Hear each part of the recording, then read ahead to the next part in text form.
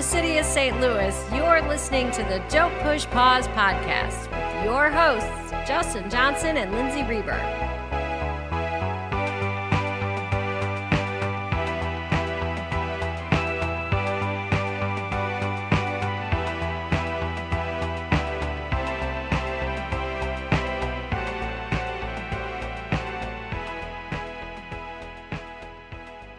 Welcome to the podcast. Welcome back, everybody, and welcome to our Halloween episode. I know it's not quite Halloween yet, but it is our favorite month, and I couldn't be happier that we picked Creepshow for our Halloween special this year.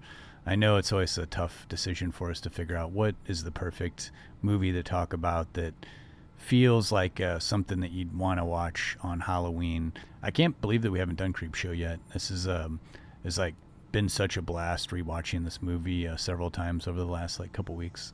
Did you grow up with this movie? Because it came out the year I was born, and I feel like Creepshow has been with me my whole life. My mom loves this movie and raised me on it. So I grew up with Creepshow 2. Okay. So I saw Creepshow 2 first when Creepshow was new to VHS. Yeah. I think I was 10 or 11. Okay. And so that was the one that I saw, and then I kind of saw Creepshow 1 right on the heels of that, oh, there's the first one, this is part 2. I have a bigger appreciation for Creepshow 1, but when I was younger, I thought Creepshow 2 was was the better one, because it was gorier and darker, I think. And Creepshow 2, I think, is still, it's decent, it's just it's nowhere near as well, I think, rounded as the first Creepshow, nor does it have it's not as much fun, I love the cartoonish nature of the original Creepshow. I think I've talked about this before. I just wasn't someone who grew up on comics when I was a kid, but I did grow up on, the scary stories to tell in the dark, that kind of stuff. That I ordered one off Amazon a couple years ago. And I used to love those. And when I was a kid, I'd write werewolf stories and stuff like that. Yeah. And so this to me was in that nature. And, when I was a kid, I loved Tales from the Dark Side, the TV show, loved Twilight Zone. So I always loved the concept of a horror anthology. And Creepshow, I think, really is doing it the best. There's certainly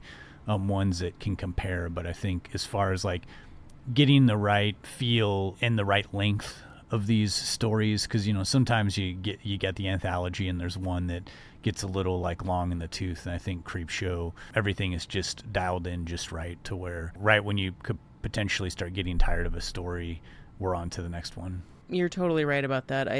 I feel like everyone, if there's a popular horror anthology movie, there is always that one. You're I can do without that one. Creepshow was always much more present than Twilight Zone the movie, and I always found to be Creepshow much more an enjoyable watch. I like the tonality of it too. It's not only horror, but it the villain is always going to get it in Creepshow. And not that I need, that kind of ending to a story, but it leaves you kind of with a smirk, knowing that the bad guy is going to get it at the end.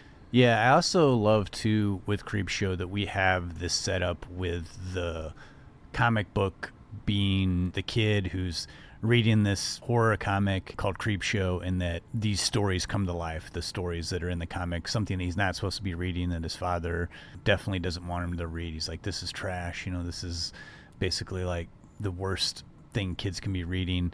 Most anthologies, it's some kind of situation where a villain is biding time and then telling these stories. Usually not the best setup, but this I feels the most creative. We also have the Creep, who's very well made, and I think adds to the allure of bringing us into these stories. And the fact that it's a comic book, does already, there's a setup of this is going to be a little bit goofy and funny. We're not going to show you total dread Texas Chainsaw Massacre. There's gonna be some playfulness to these stories, and these are, some of these stories are pretty bleak. Don't get me wrong. In the same way that Twilight Zone, you'd be dang, this is It's they play with the tone just enough to where we get a little bit of creepiness, but we're also getting a little bit of humor, so that we're never just left feeling empty. Oh my God, I'm glad that's over. I felt like I got taken through the ringer emotionally. It's an enjoyable watch. Yes. I wouldn't consider Creepshow a comedy of any kind, but it has like just enough in it to keep it lively and not drag you down. And I think that the animation also helps in that too. Yeah. The transitions between live action and animation, I think the animators for 1 were the same as 2 as well. It keeps you in this suspended reality of, obviously all of these stories can't, they're tales. Exactly. Yeah.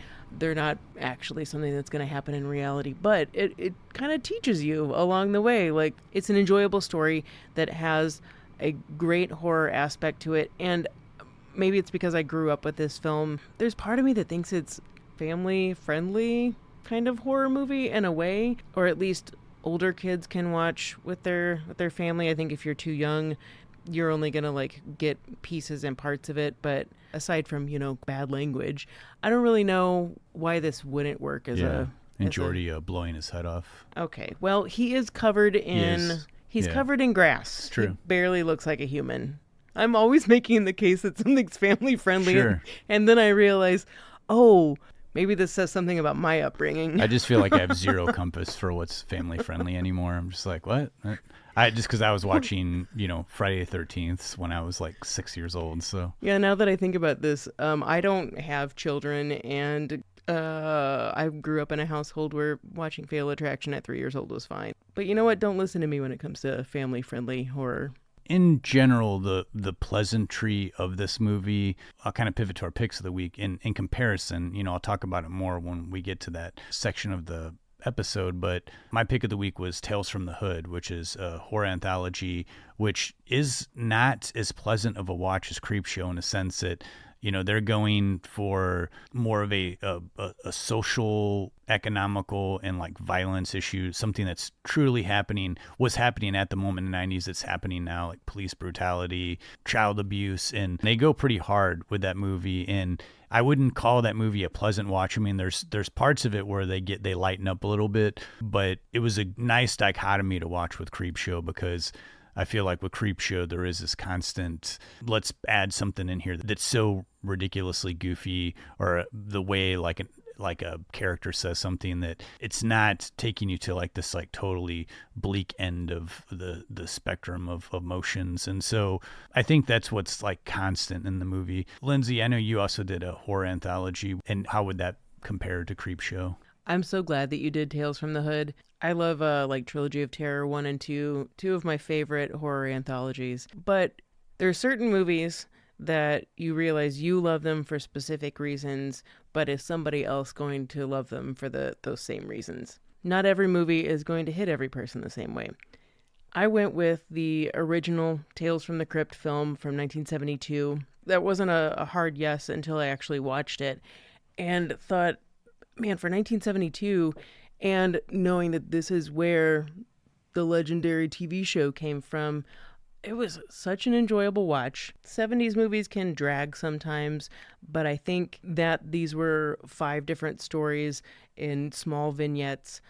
It was just enough time for that to not feel long in the tooth, and I was so happy that I revisited this. This is one I've never seen. I remember distinctively seeing that VHS box artwork in the video store when I was younger, but I've never actually sat down and watched this one. I think because I had that preconceived notion that this is going to be like a very boring, slow version of like other stuff that I liked more as a kid.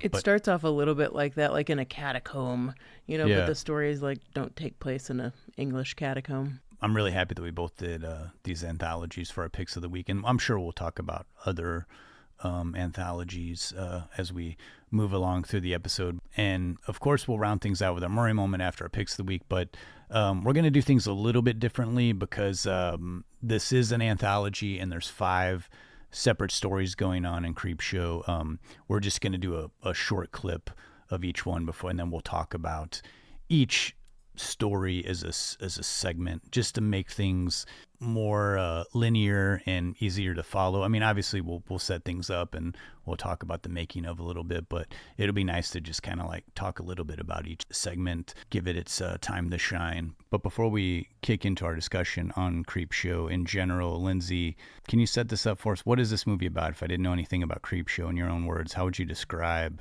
what I'm about to witness here? Well, these are classic tales of terror, where the villain always reaps what they sow. We begin and end the film with a wraparound story about a boy defying his abusive father's demands to not read his horror comic Creepshow. Emboldened by the ghastly creep spirit, we, along with the boy, turn the pages and read the following 5 stories. Father's Day. A small remainder of the well-to-do Grantham family is gathering for the June holiday as they remember the wealthy family patriarch and also recount the tale of his murder, how his daughter, Aunt Bedelia, finally had enough of his emotional abuse and demands, and she made sure he'd never eat another piece of Father's Day cake again.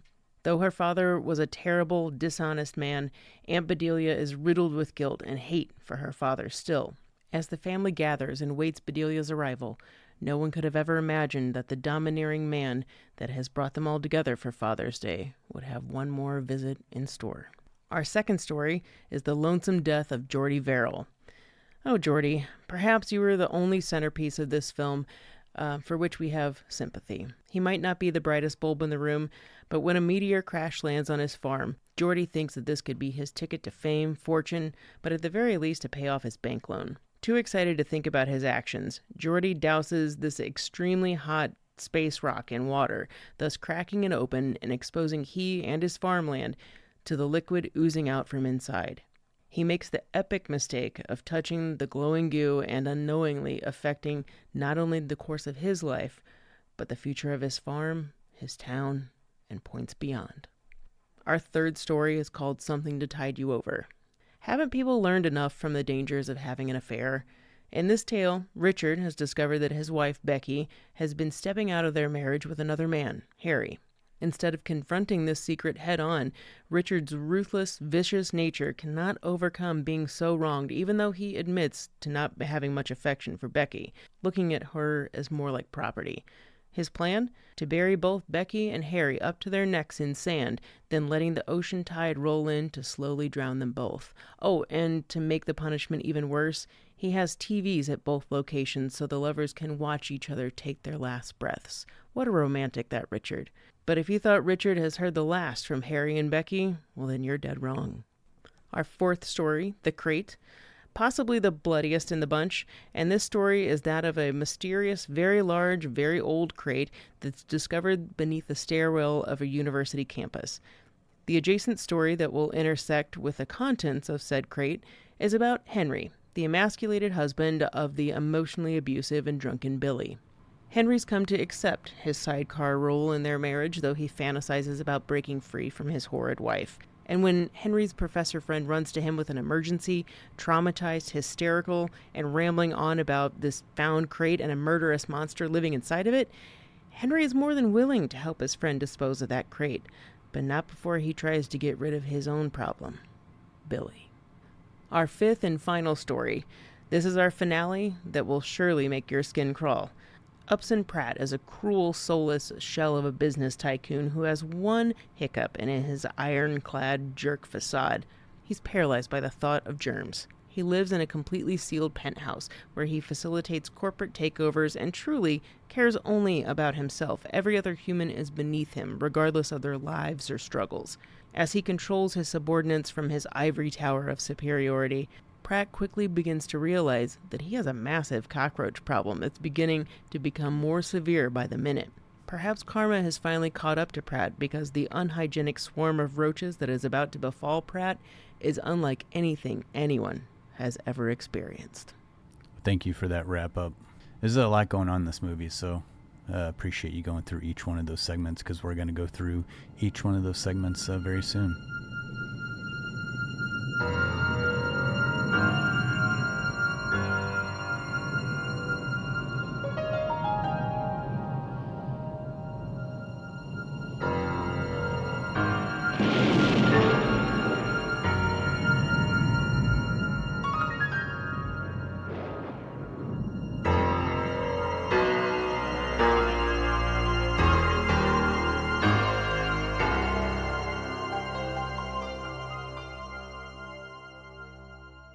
Now, ultimately, the way Creepshow, I think, is known is the team up of George Romero and Stephen King, who, when Creepshow was first being conceived, I wouldn't say they were household names, but I would say, like, as far as like genre goes, they were very well known. I mean, Stephen King had already had like several books under his belt.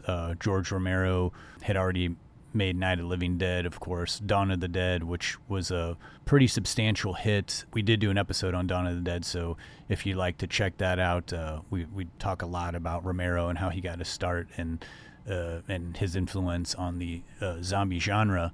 But their teaming up is I think the selling point of Creepshow. Now, Lindsay, were you aware of EC Comics? Was that something that you knew about? Until we started researching this, never really made a connection of like, oh, this was like a comic book that, you know, Stephen King knew and George Romero knew growing up, like as kids, and that, you know, this was their sort of being able to recreate something that they were nostalgic about from their childhood. No, I wasn't aware of like brand comics. I really wasn't aware of. I definitely saw some. I knew that Tales from the Crypt was a comic book, but I knew that because I watched the show as a kid. So it was kind of all well after the fact. I knew, of course, that like those horror comic books existed, but man, I'd love to get my hands on them today, but no, I didn't. It certainly seems like that's one of the things that brought Stephen King and George Romero, not so much Tom Savini, surprisingly, together. But before we get into that, a little bit on EC Comics. It was around in the late 40s, early 50s. It was considered kind of the forbidden fruit of the comic book world. Not equating it necessarily like with porn magazines or something, but it was kind of like put into this is a very tongue-in-cheek, I would probably say ahead of its time nowadays. A lot of dark sense of humor, satire, things that were outside of the norm. So socially progressive ideas and science fiction, fantasy, horror, obviously. But it did contain a lot of violence, sometimes sexual violence, and scandalous in the way that like dirty magazines were, you know. So many of these stories involved revenge, had a moral to the story, had comical or ironic endings. And so it's no surprise that if you are familiar with Tales from the Crypt, the TV show, that is where that comic book would come from. Everything that I've said in describing EC Comics, I mean, name a Tales from the Crypt story and it contained one of those things. So Tales from the Crypt, The Haunt of Fear, The Vault of Horror, these were all popular comics that stemmed out of EC. In 1965, it was eventually shut down for vulgarity and violence. Now, its offshoot would be Mad Magazine. Mad Magazine, of course, would go on and have a very, very lengthy run. Now, we're here in 65. It's not 17 years before Creepshow comes out. What are the connections? There's always a moral to the story. The bad guys always are going to get it. It's always better to tell the truth in the end. Don't be a jerk. There's an eye for an eye throughout so many of these types of stories, and bullies never win in any of these tales. George Romero was a big fan of EC Comics, which stands just for entertaining comics. He was a big fan. He loved the horror aspects because it had zero apologies. It just went straight for it. It wasn't something that he was ever offended by, and he saw the humor in it that was always intended. But he also saw that the horror stories that EC Comics were telling were deeper and had lessons of morality. A lot of times they were forgiving, but he liked that the villain always got what was coming to them. Stephen King, also, no surprise, actually, grew up on EC Comics, but the two wouldn't discover this immediately when they met each other. And I know we haven't talked about him just yet, but Tom Savini, who would do the effects for so many George Romero films, was not a fan of EC Comics. It was kind of funny to find out that he was more into Superman and Little Lulu than he was horror comics. Ironically enough, he wasn't really into the violence and gore of it. So let's put a pause on EC. That connection will come about in just a couple years. So in 1977, George Romero comes out with the film Martin. This would be the first film that he makes with Tom Savini. Martin shows at the Sundance Film Festival along with other festivals. Executives saw it and were excited. If anyone out there has seen Martin, it is a very jarring vampire film that it's beautiful in a way, but it's a very unique vampire story. I encourage you to watch it if you haven't seen it. Lieber Films would be who bought Martin, and some Warner execs saw this film and thought, okay, we've got this other property from a guy named Stephen King, and it's a vampire story. Let's get Romero hooked up with this story, which was Stephen King's Salem's Lot. They didn't really think beyond two vampire stories. These guys, of course, they're going to have some type of connection. So George Romero and Stephen King, they made up for 3 days. Warner is hoping that there's going to be some type of connection. Turns out they end up talking more about Stephen King's The Stand, other projects, kind of start fangirling on each other and just saying how much they really appreciate each other's works, basically talking about anything other than Salem's Lot. Shortly thereafter, Warner Brothers decides that Salem's Lot is going to turn into a TV movie instead of a feature film. At this point, Stephen King bails on the project. Romero is, quote, no longer invited to work on the project.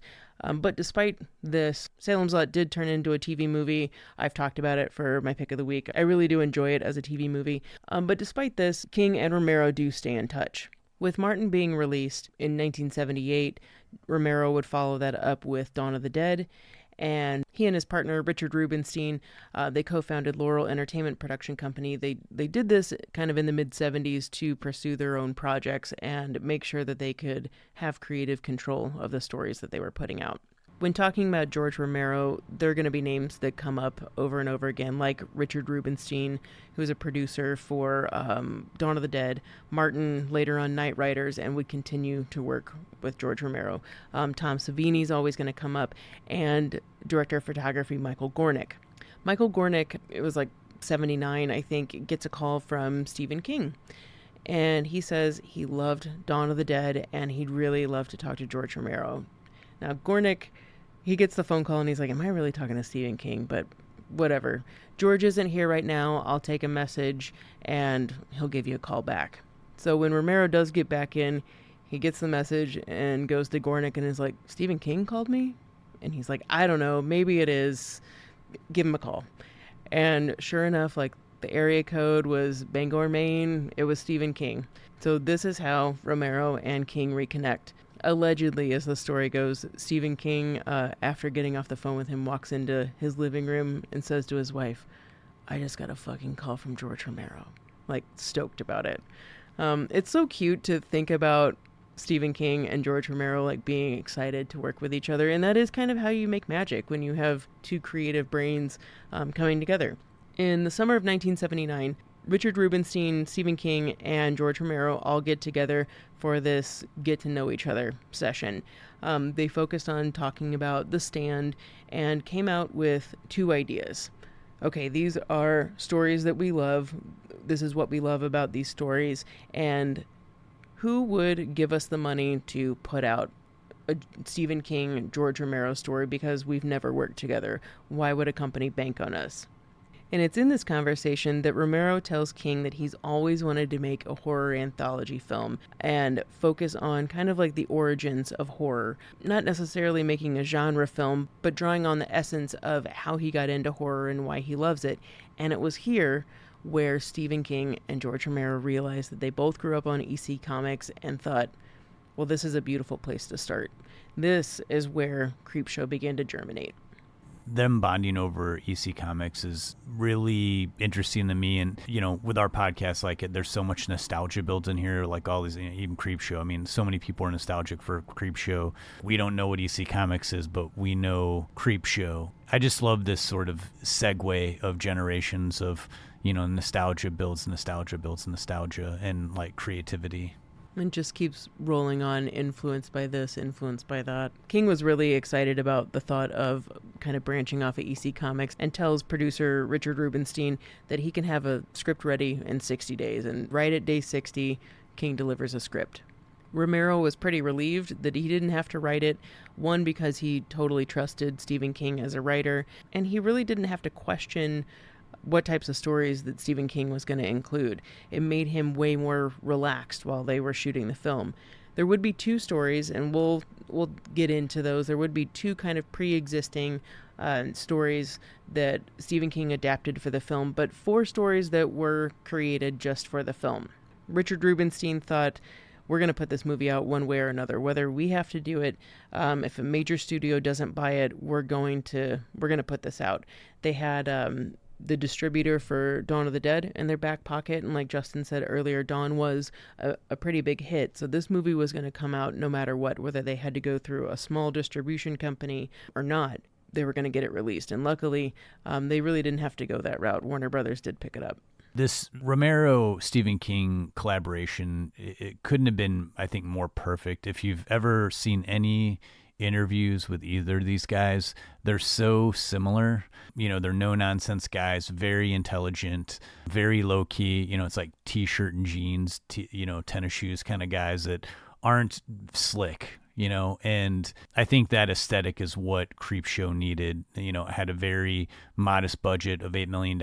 And Romero was very much, I think, the kind of filmmaker that never, I don't know, when I hear interviews with him, it's like he doesn't think of himself as like a filmmaker, like cinema master. It's like he is more of like, I just want to do my little projects, in my hometown, if I can help it, keep the budgets low, keep the control. And even though he, I think, later in his career sort of grazed Hollywood with it, mainly with the higher budgeted Stephen King movies, he had like Monkey Shines and The Dark Half, but like early on, like was, making movies on his own terms. And I think Creepshow was like him putting his toe into the Hollywood water, and it was like a little bit bigger budget than he had before, a little bit bigger of a collaboration, because it's like more actors involved. Though there's some known actors in Creepshow, most of these people were relatively unknown, so he didn't have a lot of pressure as far as like, this is a star that's coming in and going to start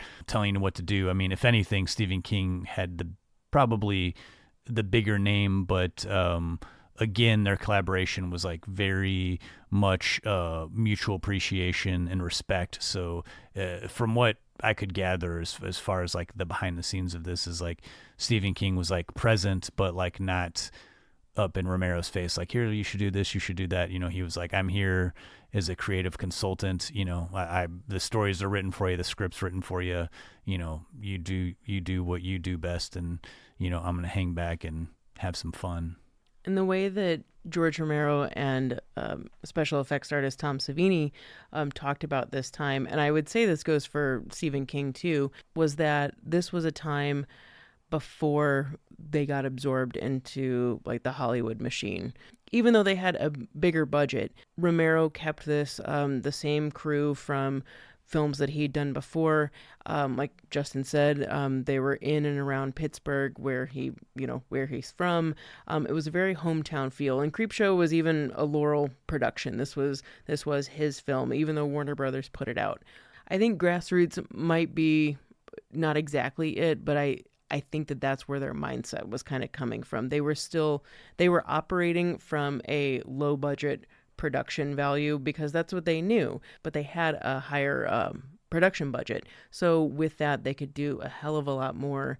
And when you've got creative people who have money to make things that they were never able to before, you're going to come out with some serious genius. I think that's one of the things that makes Creepshow work so well, is that I don't think it would exist and be as well done as it is without the ingenuity and I mean just solid creativity of all of the brains behind it.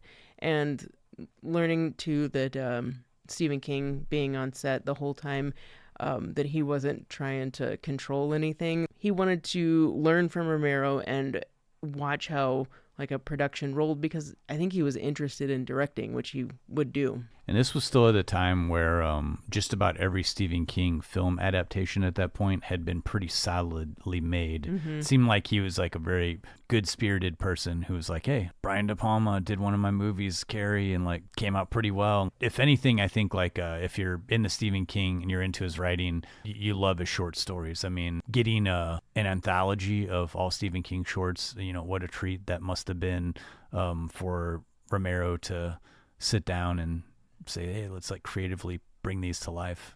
And two, with Stephen King adaptations, I don't know the number of how many of his books and short stories have been adapted. I'm sure it's out there. But what I love is that it's not that he like doesn't care like what someone does with it. But I think he's just genuinely interested to see what someone's going to do with his story, whether or not he makes money off of it. Wasn't there some story where he sold a story for like $1 to somebody? Well, there was a long while where for $1, if you were a film student, you could adapt one of his short stories, and that's how Frank Darabont got his start prior to doing Shawshank Redemption. That's right. I knew it was somewhere in my brain. But there was a while there. I mean, I think that might still stand as long as it couldn't be like a commercial thing, and it could only play in festivals. But it was basically a way for creatives to have something that's already tangible that they could use if they weren't a writer, but they wanted to be a filmmaker. I think that just shows how much he enjoyed the creative process. And if he's just like can't even help but just have stories flow out of him and have that kind of humility about it, whether or not he likes the end product, it kind of doesn't matter. He just, if he likes it, that's a giant compliment to the filmmaker. But that they're being adapted, I think, is what he cares about. And I think he respects the process of like trying to adapt something and bring it to life and be a director. Like he tried his hand, he directed Maximum Overdrive. It's something that he said he would never do again.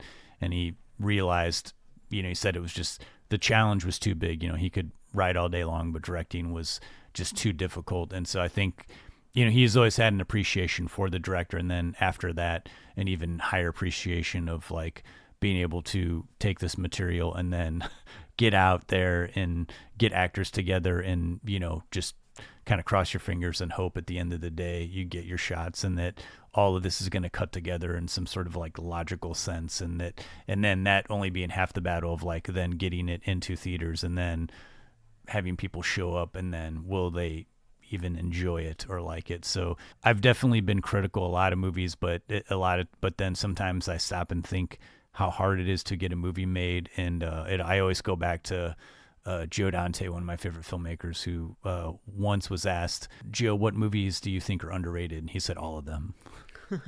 Because he, knows it's just like a difficult task of like trying to, especially on a limited budget and limited time and different creative ideas, so it's knowing that Stephen King and George Romero had this like kinship already going into the movie with like being fans of each other is like, I think you can see that heart in Creepshow, if you want to call it that, but there's definitely something there that it feels like that this was a production that like there was love and that they had fun doing. It doesn't, you don't see like the edges of like a troublesome production in this when you're watching it. And I think from the crew, everyone behind the scenes, and that transfers over to all of the actors and everybody on screen. All of the actors in this were putting 1,000% into their performances. And should we now start to get into some of those stories? Yeah, let's talk a little bit about each one of these segments of Creepshow. The first one, we'll just go in order of how they appear in the actual movie. The first one being Father's Day. Shouldn't have killed Peter, He was a man, right? A real man. See? Everything I wanted, he wanted for me. You stupid bastard. You screwed it all up. You screwed up my mother. You screwed me up. You got me so mad. Drove me crazy. I want my cake, Bedelia! You bitch! You called me a bitch! Sylvia fixed it all! Ashtray back in place, chair overturned. Took a fall, Daddy, bad fall. Nobody could catch us, nobody. You taught me, you taught Sylvia, you taught us all.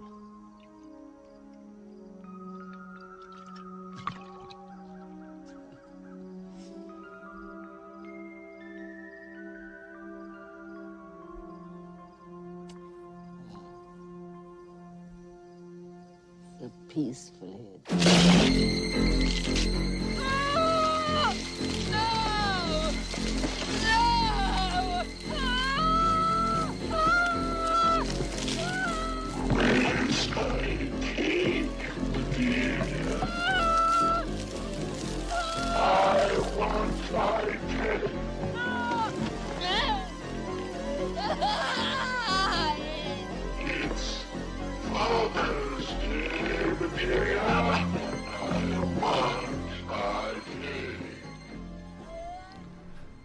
So each one of these segments, I know they have their own individual titles, like, the Lonesome Death of Jordy Verrill, The Crate, this one being Father's Day. I have my own versions of what I consider each segment. Like there's the one with Stephen King. I can't wait to hear this. But, the Crate, I consider the one with the monster. There's the one with the roaches. This one is the one where Ed Harris does the goofy dance. Like, that's what comes to my mind when I think of Father's Day. When he dies and they have a tribute at the Oscars, I hope this segment's in it. It's got to be in it. Yeah.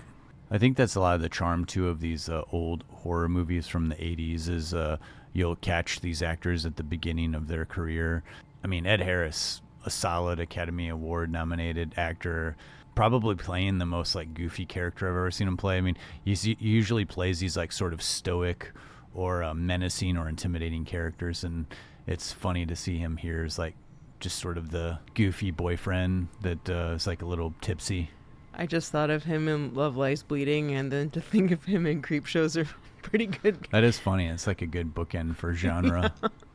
Ed Harris had done Night Riders in 1981 with George Romero, and he was up and coming, Romero thinks that maybe he did this as a kind of favor, because he's not the main character. He gets killed off he's the second person to die. I think he does a great job in this. I love for being Ed Harris, who's very like straightforward and serious with his acting. He does a great job of like overacting just a little bit, like right as soon as the headstone comes down on him. Yeah. But it's not comical, not over the top or anything. It's just enough. They really drag that headstone thing out a little bit too, so it gives them more time to play with. Everybody in this movie, especially this episode, everybody does absolutely nothing to save their own lives. No. Like he had time to get up before the zombie father like psychically somehow pulls the gravestone on top of him. We're dealing with supernaturals here, but they work in their own mysterious ways. It also feels like the most classic in the way of like a horror tale. Father is murdered by their daughter for treating them like complete shit their whole lives, and then comes back to exact revenge. And it's also, we talk about how all of these stories are about getting revenge.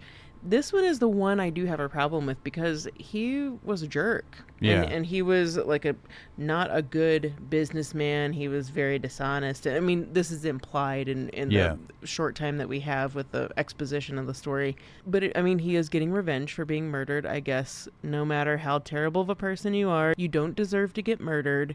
And is it Aunt Bedelia's booze? Is it whiskey? I can't remember, that she drunkenly drops on the grave. Is that what brings him back from the dead? Probably one of those things. I feel like there's been a long history of people rising from the dead by liquids getting spilled onto their gravesite. It's usually blood, though. Like blood, liquid, electricity. Yeah. I believe in one of the Nightmare on Elm Streets, a dog urinated on Freddy's grave, and that woke him from the dead, the grave. I don't remember that, but that's really good. While we're on the topic of raising dad from the grave, Vivica Lindfors, who plays Aunt Bedelia, her performance, whether she's 3 sheets to the wind or not, sitting on top of that gravesite, is some of the best like conflicted feelings I feel like I've witnessed in a horror film, of being guilt-ridden but also making sure that her father's dead body still knows how much she hates him. And I think she might have gone a little off script too. People said that Stephen King wasn't exactly happy that she went off script and was ad-libbing and going into veins of her character that he hadn't really prepared for. But I don't know. I love what she did with her character.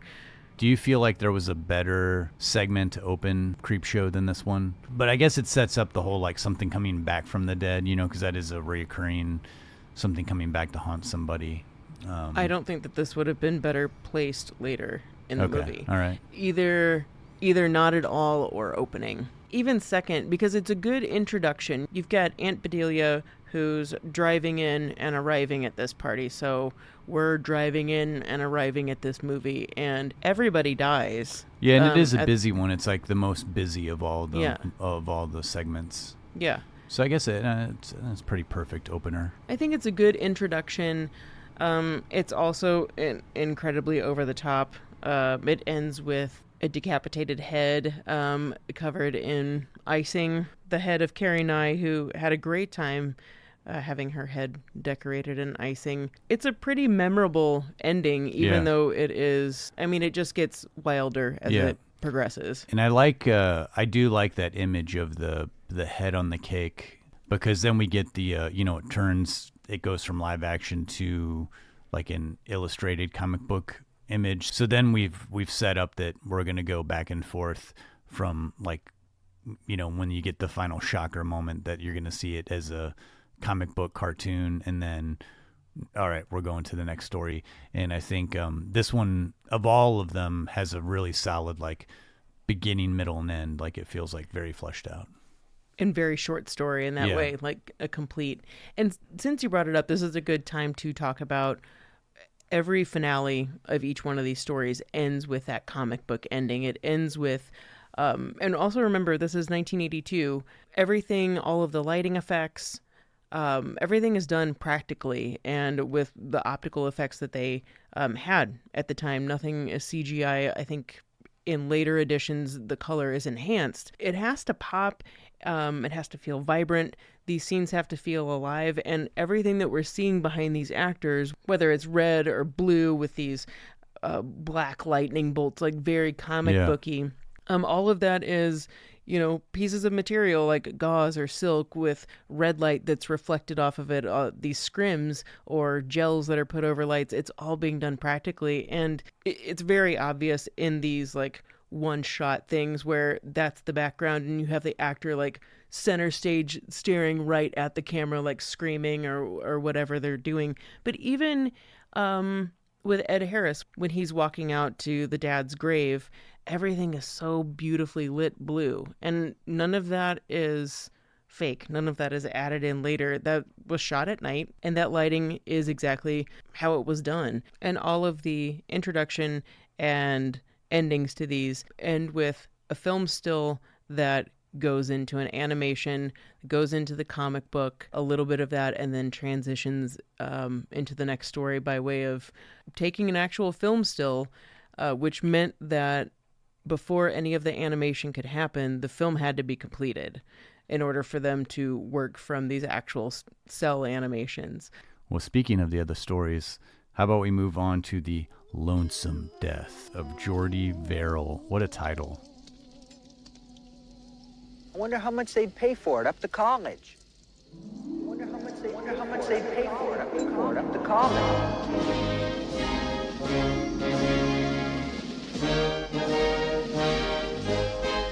Well, damn fine one, Mr. Verrill. How does $50 sound? Not a cent less. $200. 75. 200. Anita Verrill didn't raise no idiots. Keep a count. Not a cent less than 200. My meteor, my price.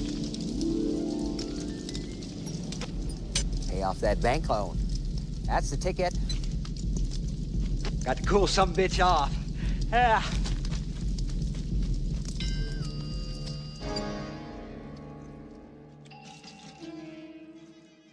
When I was rewatching Creepshow the first time around, when we first decided we were going to do this episode, when I got to this segment, and I'd seen Creepshow like 2 or 3 years ago. It wasn't that long that it had been since I'd watched it. But, just thinking more closely about all these segments and how they fit together, halfway through this one, I was like, God, this is like, it's so goofy the way that Stephen King plays Jordy. I don't know that you can make it any more over the top as far as like sort of a one-note stereotypical backwoods, like hillbilly. But I feel like if he played this with any semblance of like normality, this segment would be so bleak that it just would be yeah. almost, I mean, it'd just be like, man, I can't, because it's pretty sad, but it does capture to me this real feeling that I feel like a lot of like Twilight Zone episodes captured, and that's this like feeling of isolation. It's like this guy's like probably doesn't go out to town very often, you know, he's like a poor farmer that spends a lot of time with himself, and it's just, you have this setup of like, it's almost like shot in a way of like a 50s sci-fi movie. It's like this meteor crashes on a farm site. It's like something that we've seen many times, but then immediately it goes in a direction that you're not thinking, and just like, wait, he's fantasizing about selling this meteor to like some science department at a university and like getting $500 to pay off some farm debts. But then the story takes another turn where like this weird, it's like a green moss starts growing, spreading all over himself, all over the farm, all over his house. Well, because the meteor shit. Yeah. He cracked it, and then he touched it, and then it's leaking all into his property. I mean, Jordy. And then he did it himself. It was almost like this idea like poison ivy outspreads, and it's like he watered a plant. Yeah, and then he takes a bath, and then eventually it just kind of consumes his entire body, and then we have this sort of the bleakest of endings where he doesn't even look like human anymore. He looks like a plant at the end, and takes himself out with a shotgun. It's like kind of graphic.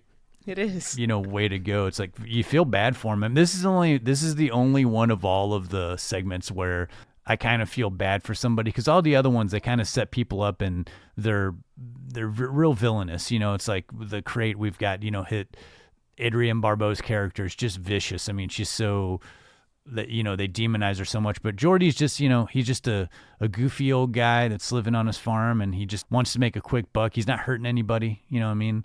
And then just suffers this like terrible fate. It seems very Stephen King-like to do this story. This is the common man's story of being robbed of potential wealth, of getting a chance, and then totally screwing yourself over.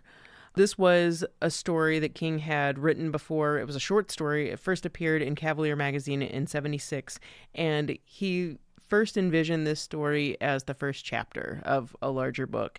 And then when he finally got to the end of this story, which is Jordy blowing his head off, and then we see that the grass is slowly creeping into town, and we hear something over the radio, we know that this story is going to continue and beyond. And when Stephen King got to the end of this chapter, he didn't know where to go with it. So that's why it ended up being the short story that it is. I kind of like that.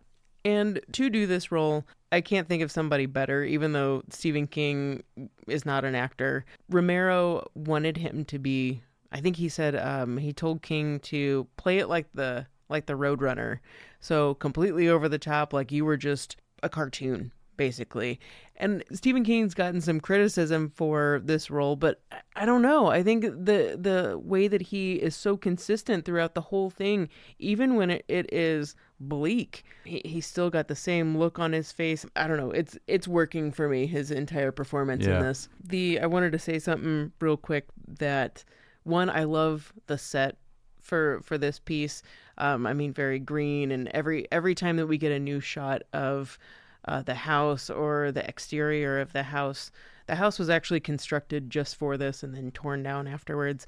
There's more and more of this neon glowing grass, and it's kind of beautiful, but also terrifying when you realize Jordy is turning into a plant. Tom Savini had a lot more prosthetics intended for this, but I guess none of them worked out, like Stephen King's tongue, hands, feet, all of this. I think he even had green eyeballs, but the contacts didn't work with Stephen King's eyes.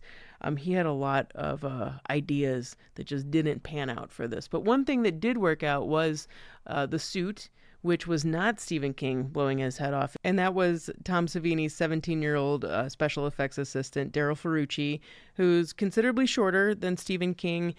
He's inside that suit, and that's why we have the regular size Stephen King, but Daryl's a little shorter, so he's able to safely blow off his own head. That costume did catch on fire numerous times from that gun blast, so it had to be redone a couple times. Really, really nicely done, though. Very effective. Yeah. And very sad, you're right. It is the only story where I feel like I feel bad at the end of that. This would not have been a good opener. And I'm kind of glad that it's over when it is. I don't want this story later in it because it's not a downer, but it's not a happy ending. It's also, I think, the shortest of the segments. Is and it? So Wow. yeah, I think the crate is the longest. I think this is the shortest. And I think it's good because the first one's a little long and then this one's really short. And then I think the third one is like medium length. So let's talk about that one. Let's move into Something to Tide You Over. No! Oh! Oh, just get out. Get out of here! Just... Richard! Richard, will you get it out of here? Well, found a friend, Harry. I'm just wild about Harry. Come on, Richard! Get it out of here. He's just getting revenge, Harry, for all the relatives of his that you ate, baked, and stuffed at my maison. Bad fellow, you. Oh, you bad fellow. Get up. Money. Look, I have money. I'll give you anything. Just get me out of this hole, all right? Well, I have something here, Harry. Take your mind off of it. Come on, Richard, please. It's shelter!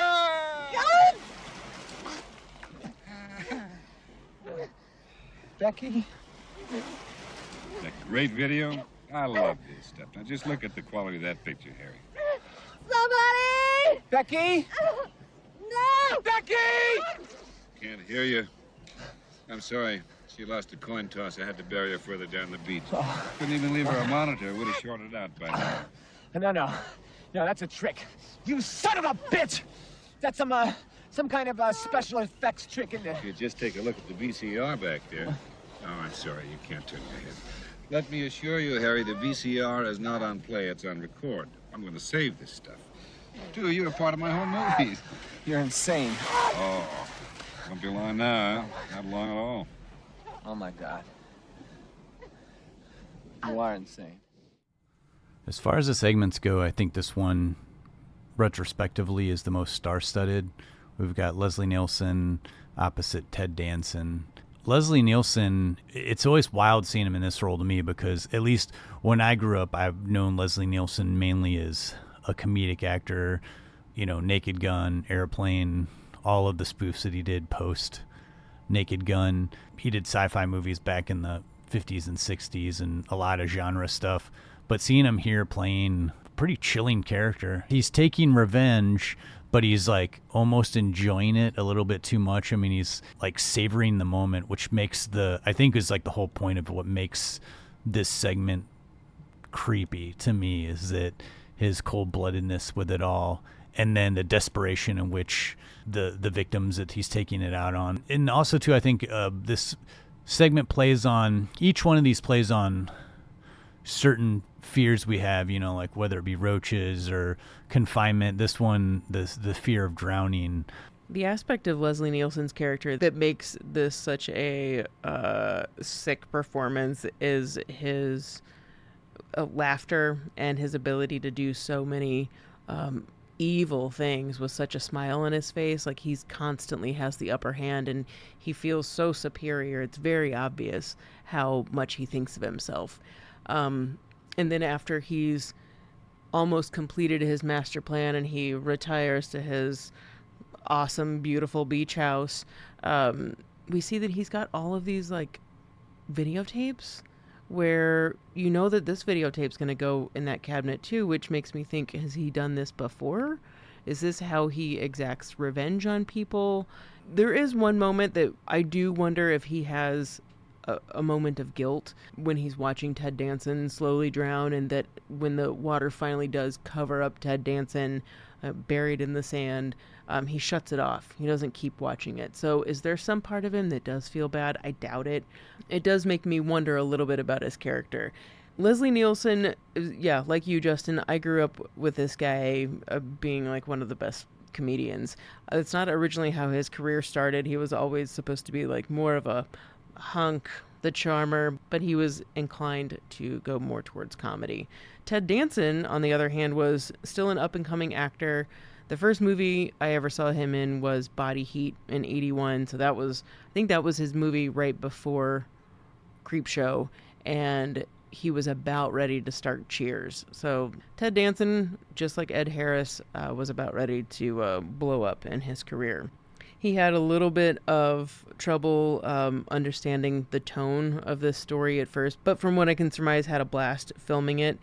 Also had a pretty perilous scene to film, and that's his head being underwater and actually being underwater for his death scene. His head is actually in a tank while he's being filmed. This is, we've got that scrim behind him. We know that this is the end for his character. He is drowning.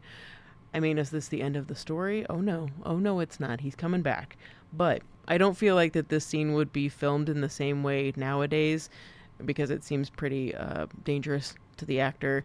However, him being buried in the sand, that was a box that was built around him with kind of a vault of sand that came up around his neck. But he was still having waves splashed in his face. And I mean, I can imagine that being difficult on an actor. You're still having to endure all this. It's a little scary putting your head completely underwater and just being able to trust someone that's like, I got a respirator. Don't worry, you're going to be fine. Probably used a real crab to definitely was a real crab near his face. Yeah, I guess that was the only, aside from Romero admits there were definitely roaches that died in this movie, but there was the kick to that crab. It was real. This one to me is the most tightly edited of all the segments. I really feel like they ramped up the tension just perfectly. This one feels like it's the most confidently directed out of all the segments, in my opinion. Romero edited this one. Did he? He Okay. did, All right. Yeah. I feel like there's a real, it's like real snappy. My only criticism, if I had one, of this segment would be that after Ted Danson, Leslie Nielsen's wife, die, and Leslie Nielsen's back at his house, and he's all happy, like takes a shower, and then he starts hearing something, and we the audience see like, oh, something, are they coming back? You don't know exactly what, and it's set up really nice and creepy, and I love that you see it over his Leslie Nielsen's video cameras that are set up through his house. The way it's staged and everything is really nicely done, and then the reveal of their seaweed what covered you don't like body. it? It's just, to me, I just think it's like goofy looking. So to me, I mean, maybe when I was little, I thought that it was. Oh, I think it's better, so classic. But to me, it's real goofy looking. I mean, I think it works fine. Do you mean the makeup or the like the opening of the door? No, like the makeup, like the special effects of like the seaweed covered body, like and them just sort of like kind of coming toward him, but.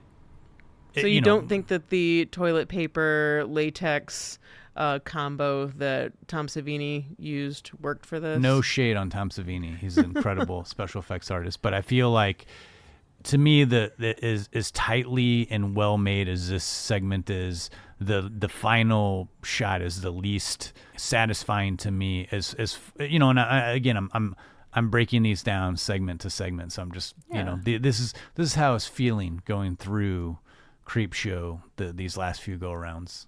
I, on the other hand, love the zombies.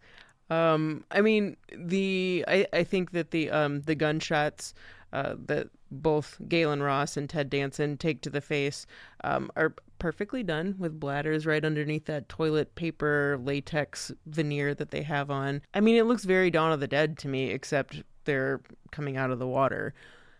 I don't know. I don't mind it, though. I think I'm so sucked into the story. And maybe it's also because of Leslie Nielsen's hysterical reaction where he cannot believe what is in front of him. Yeah. He's so confident at first that he's just going to shoot him. But one, he's shooting them, and that means he believes that they're there. It's not like a figment of his imagination. And then when he realizes that they're not going down, his performance, goes light years beyond what I thought Leslie Nielsen was capable of doing. He really sells it. Yeah, he does. Another little effects thing that I would have never thought happened in this, and again, old school movie trick, using matte paintings.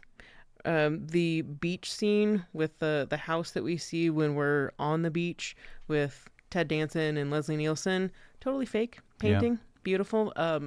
Another matte painting we'll see is in the crate where Hal Holbrook is pushing the crate over the edge into this giant body of water. You know what?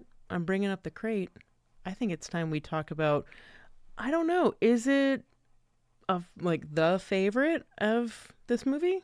I would say my favorite is the crate. Yeah, is that mine yours too? We didn't reveal this yet. We're gonna reveal our rankings at the end, but shoot, I ruined it. No, I don't think we ruined anything. I think most people the crate is like ranked number 1. Am I wrong? Or the last one. Okay. Yeah. Okay. Let's get into the crate. Oh, that was great, Henry. That was just great. You think this is a Friday night fight? Huh? Is that what you think? You want to see some real punching?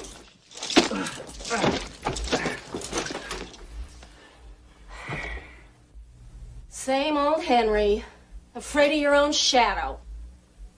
You know what, Henry? You're a regular barnyard exhibit. Sheep's eyes, chicken guts, piggy friends, and shit for brains. No good at departmental politics. No good at making money. No good at making an impression on anybody. And no good at all in bed. When was the last time you got it up, Henry? Huh? When was the last time you were a man in our bed? Now get out of my way, Henry, or I swear to God you'll be wearing your balls for earrings. And I swear to God, if you ever touch me...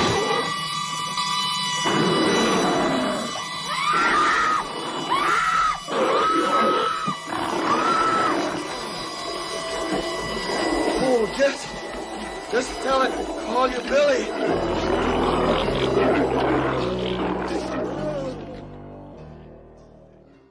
I'd say out of all the segments, the crate really takes its time. I feel like this one, we really settle into the characters. I feel like the characters are the most realized.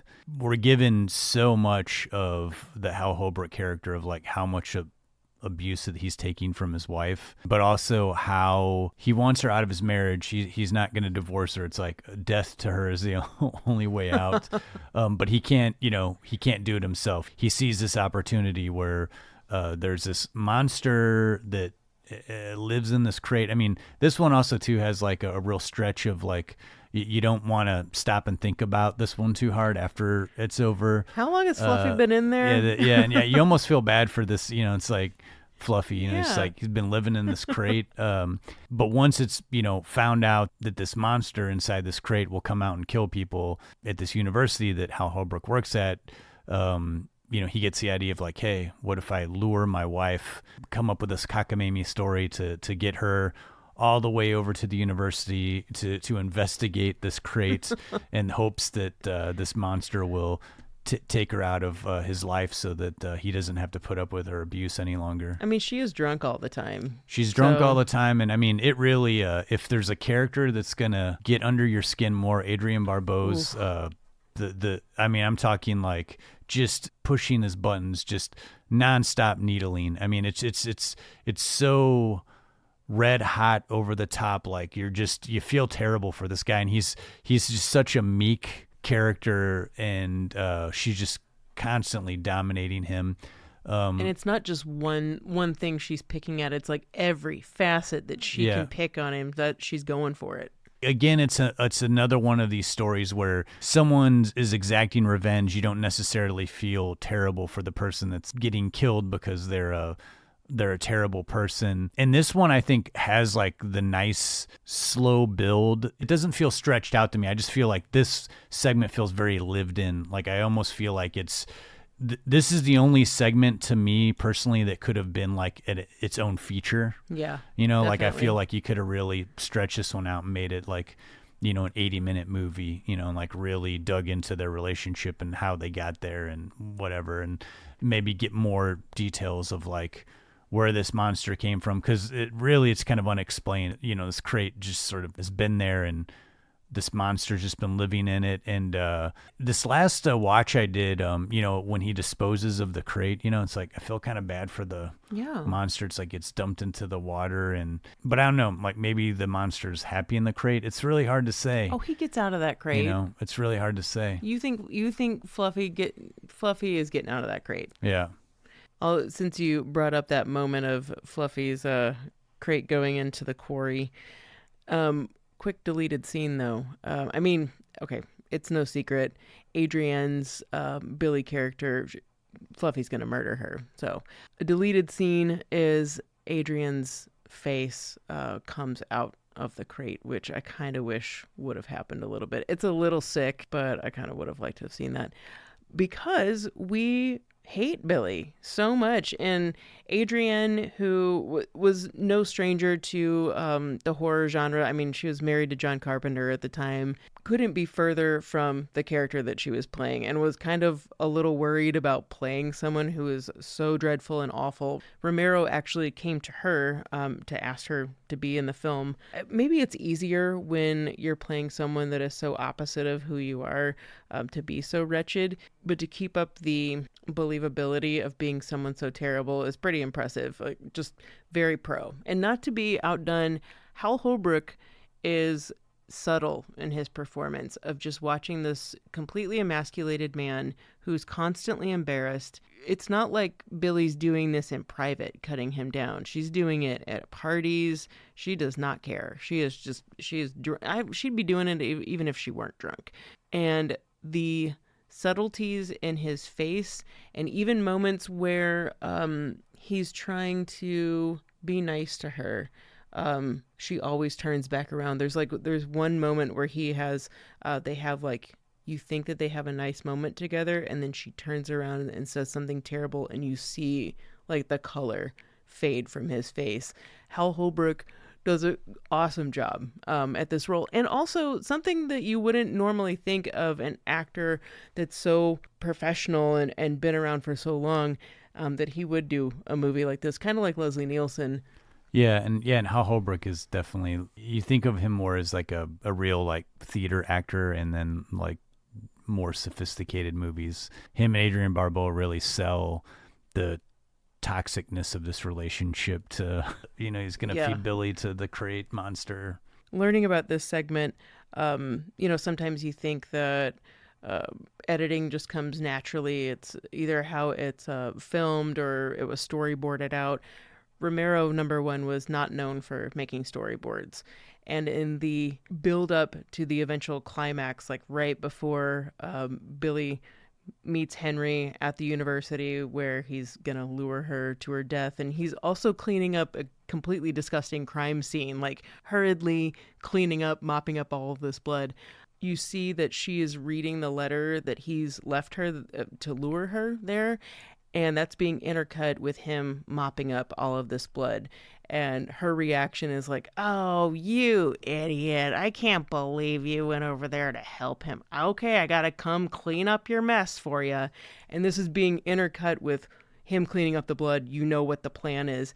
And that tension builder is it's enough to give you chills. And Romero didn't realize when he was shooting that, because it was supposed to just be independent parts, he didn't realize until they were editing that how well it went together if you went back and forth from those moments. And it's just like such a great tension builder that you think it's intentional.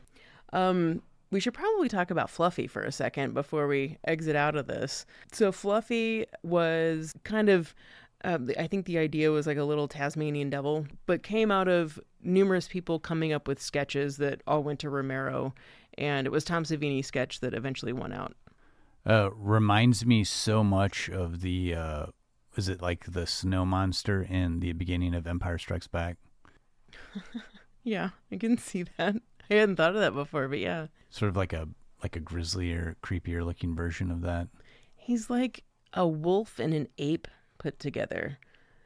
Fluffy terrified the shit out of me growing up, and there's a office that my mom worked at where there was a stairwell, went down to the basement. It was like where where employees like made food and stuff, but there was a crawl space underneath the stairs, and it looks like, I mean, it wasn't a university, but it was like that triangle shape that's the same in the stairwell and the crate. And because I grew up with this, I mean, I always thought that was the Fluffy chamber underneath there. That's how much this movie affected me as a kid. And it's not just Billy that Fluffy gets. He gets a janitor. He gets a poor guy that's like just curious and who doesn't believe Hal Holbrook's friend that there's something terrifying in this crate. And when that guy gets it, that's probably the most graphic part in the whole movie. And I'm going to give it to Tom Savini for like this entire segment for all of the special effects. That claw to the face is really good. Just another family-friendly scene from Creepshow. Oh, I guess it did scar me. How many times have I talked about being a kid in this movie? You know, this didn't come completely naturally to Tom Savini knowing how to create Fluffy. He actually called upon Rob Bottin because of Bottin's work in The Howling, and knowing what Fluffy was going to kind of look like. He wanted to know wanted his expertise on how to create him. And he said that like for an hour and a half, Bottin told him exactly like how to create this fiberglass mask and all of the mechanisms that were going to go into bringing Fluffy to life. And we should say we keep calling him Fluffy because that's what he was. That's what his name was, the monster behind the scenes. It's not like it was printed on the crate or something like that. It wasn't just Tom Savini that worked on this. Also, one of the animators helped create the chest and feet and other parts of Fluffy. One of the best things, though, I love when we get glimpses of the entire Fluffy, but we never get too much of him. The worst parts are his up-close looks at his face. And, you know, for a special effects monster that's been created out of sheer creativity, and being that up close, Fluffy's terrifying. He had two sets of teeth. Well, not the actual monster, but one was like rubber teeth that were meant for biting, that were safe. The other one that we see in the close-up shots were like incredibly sharp, and it was either Fluffy's claws or his teeth that permanently severed a tendon in Tom Savini's hand. That's why he can't feel his thumb. Oof. Do you think we see too much of Fluffy in this movie, Justin? That's a good question. I don't think so. I think it's just enough. You know, but I do see how seeing too much, you know, you give away the effect. But I feel like it's like just enough. And the way it's lit, you know, it's like really dark, so you're not, you know, it's like just enough to get scared, but then you know, because you do want to see what it is and see it. And they don't show it full on attacking every time, so there's a little bit left to the imagination. Romero actually, after they were done editing this section, called Savini and said, "I'm sorry, like a lot of Fluffy's been cut out." And Savini was like, "Good. The less you see of him, the more terrifying he is." And I think he's totally right. But I do like that we get a fair amount of Fluffy to be just as terrifying to me as Amanda Bierce in the end of Fright Night. It's that mouth. The mouth and the teeth. Yeah, the mouth and the teeth. Give me nightmares for the rest of my life. Well, let's move on to the final segment. And this one, aptly titled, They're Creeping Up on You, because this one really gives me the creeps. Only stunned. That's the explanation. Roaches are very hard to kill, and they're quick. They can creep up on you. They can creep up on you if you let them.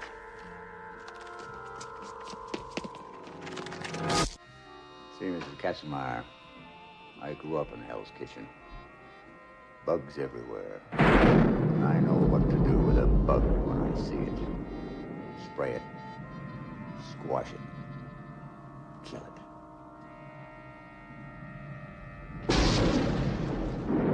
What the fuck? Another son of a bitch in blackout.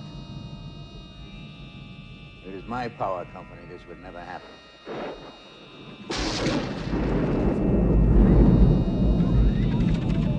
Bastards. Goddamn bugs. Bastards!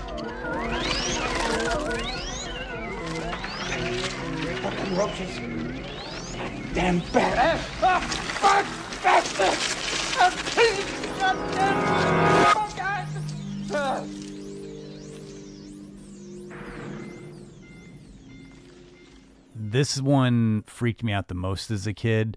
The behind the scenes of this movie, this one almost grossed me out. I was like, hard for me to just hear the information of how many, it's like, oh yeah, bringing real roaches onto a set and then like, breeding roaches, just everything about it was totally grossing me out.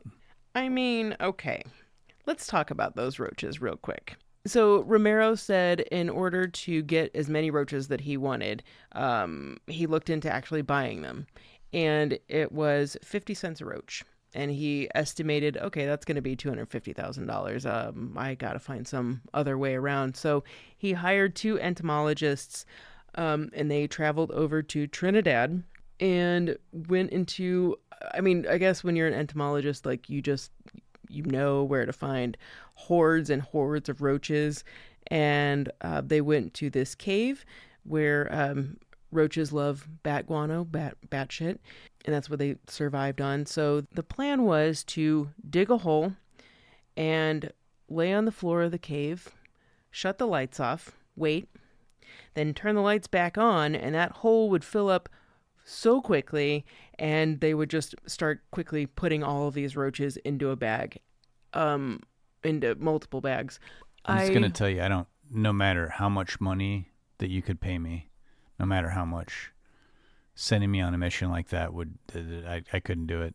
I've heard anywhere from as few as 18,000 to as many as 30,000 roaches of various sizes, kinds, breeds, I don't know.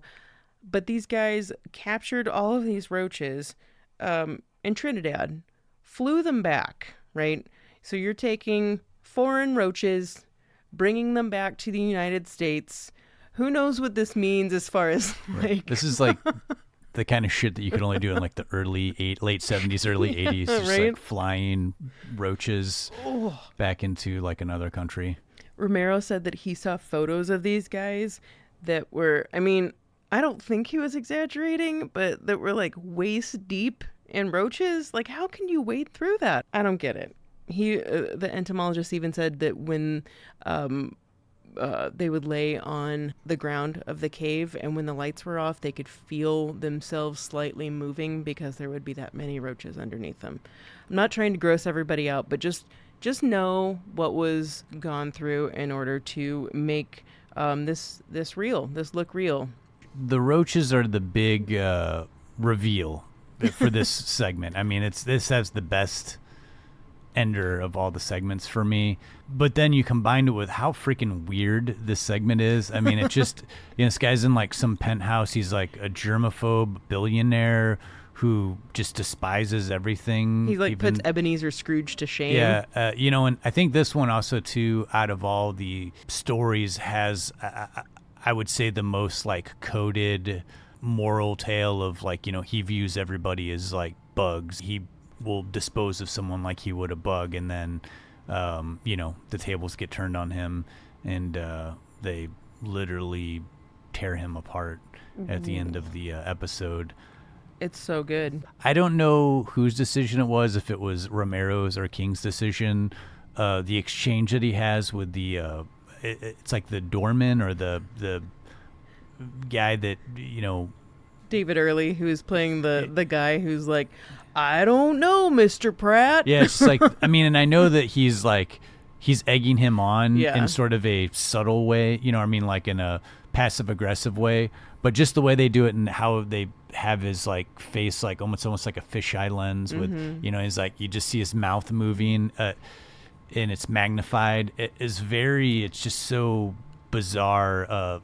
I feel like all the decisions that were made in this makes this the most like just sort of like offbeat, unusual tale out of all the Creepshow episodes. Even though I've not heard that this was intended, that how David Early talks to E.G. Marshall in that kind of egging him on sort of way, it almost makes me feel like, did his character like have something to do with releasing all of these roaches into this guy's apartment, this penthouse apartment. I know that that's not part of the story, but that's how it kind of makes me feel. But it also is like, you know that E.G. Marshall's character is probably a racist. Yeah. Like, he's a jerk all around. So if you've got, you know that he's freaking out and seeing roaches, and this guy's saying, I don't know, the elevators are broken, the exterminator can't get here. Like, you want him to suffer. You don't care. You know, in the slow reveal of the roaches, like, you know, he's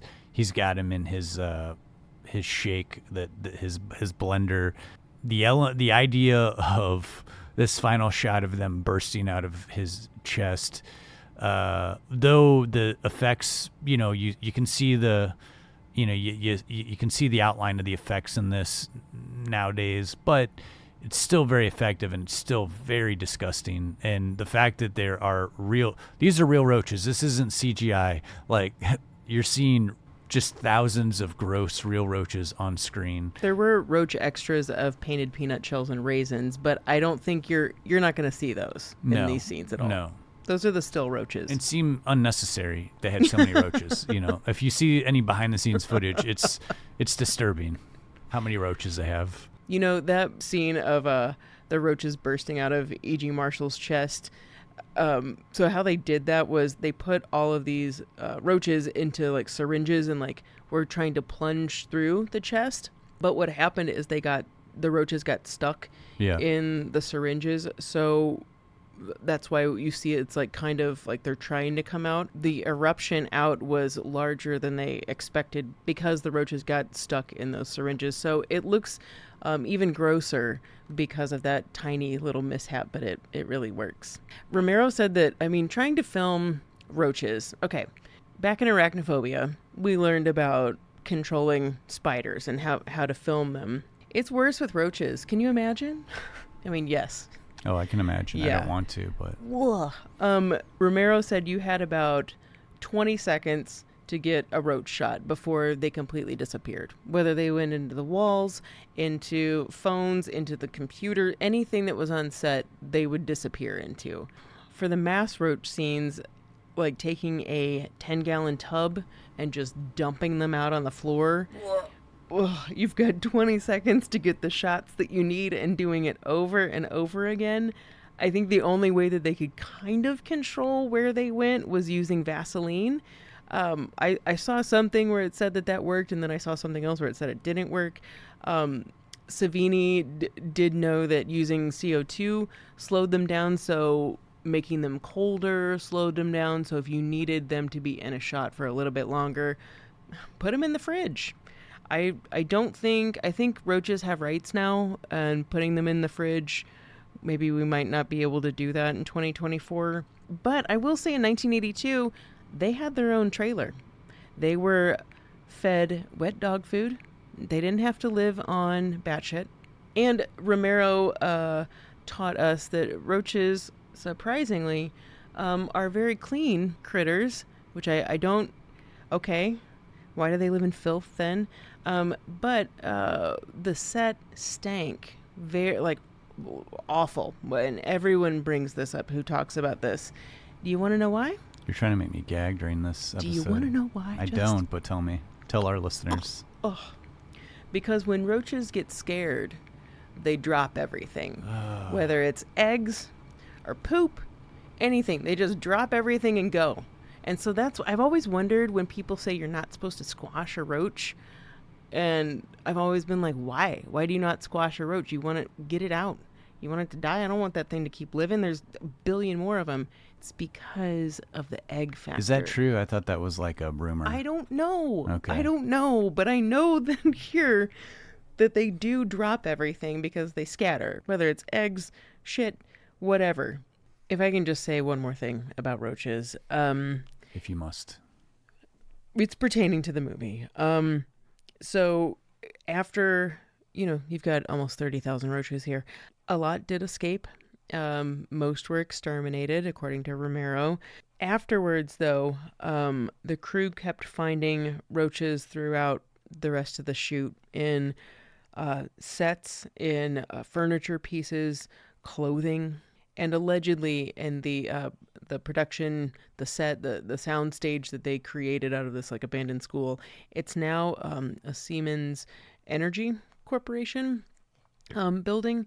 They still find roaches, like it's still a problem in the building. I mean, who knows? Maybe that's just a urban legend, but I believe it.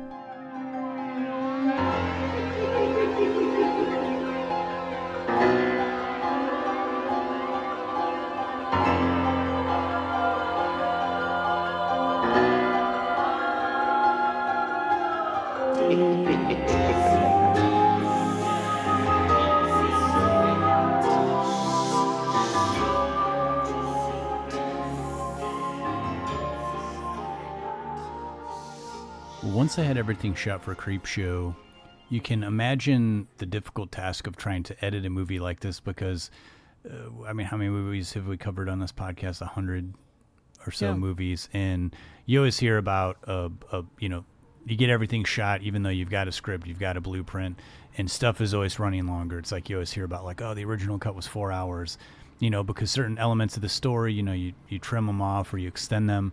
Imagine dealing with 5 separate stories that you have to edit down, and then with pacing and everything, because you want to keep the audience interested, and you're working with 5 individual short films basically, and so like whittling those down, and then also like placement of order. I mean, this just seems like it would have been a very big editing task. So there was quite a bit of footage left on the cutting room floor out of some of these segments, but overall, I don't feel like any of these are lacking. I mean, there's. I'm sure like a lot of it was just due to not letting Creepshow be like a 3-hour movie. I mean, they wanted to keep it, right around 2 hours. And thankfully there was more than just one editor working on these stories. For the most part, I mean, every story except for the crate and They're Creeping Up on You had little extra details that had to be edited out. But those two, pretty much everything was included in them except for little small things. I do kind of wish they would have left the undead hand crawling around and something to tide you over. That would have been kind of fun to see. But I think it's more just more story, more embellishing different scenes, some special effects that didn't work. I mean, overall, this movie is 2 hours long. I wouldn't really want to see it be much longer than that. So for the music, soundtrack, overall score, John Harrison was tasked with this. George Romero went to him. Harrison was also first AD on the movie. Romero came to him and asked him to take a shot. They were friends from a long time before. Harrison would come to work on Day of the Dead, Tales from the Dark Side later, and then Diary of the Dead with George Romero. But John Harrison had a really clear understanding of the story. He was also a director and a writer. He was able to just immerse himself in this overall world and had a good overall working idea of where Romero was coming from. He was very inspired. I think the whole movie is kind of very inspired, like 50s style, whether it's music or classic kind of horror tones. Harrison used these ideas as a base and then elaborated on those ideas. And I don't think it's much of a surprise that Creepshow, like many movies, began with temporary music.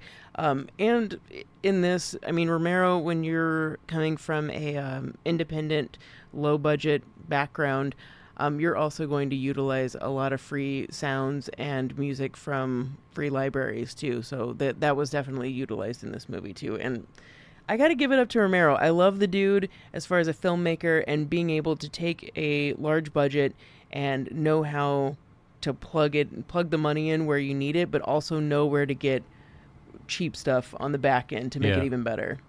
Once the movie was all said and done, there was a little help from a man named Irvin Shapiro, who was very instrumental in getting Evil Dead, the original Evil Dead, sold. We talked quite a bit about Irvin Shapiro in our Evil Dead episode. He had some tricks of the trade, like basically, Creepshow had a decent budget, much bigger than Evil Dead did, but they didn't have a distributor, so he, purposely booked a small theater to ensure that it would sell out, invited a Warner Brothers executive. The executive couldn't get into the screening, but then was able to see it and immediately was like, we want this movie. You still see this today, though very rarely, where they'll take a movie and they'll put it in like a bigger city for like 3 or 4 weeks, but not release it anywhere else, and kind of get like word going like, oh man, you got to see this movie. And the more that people can't see it in their city, the more rabid they get for seeing it. And so that was a method that they used for Creepshow. So initially the first screenings were available in July,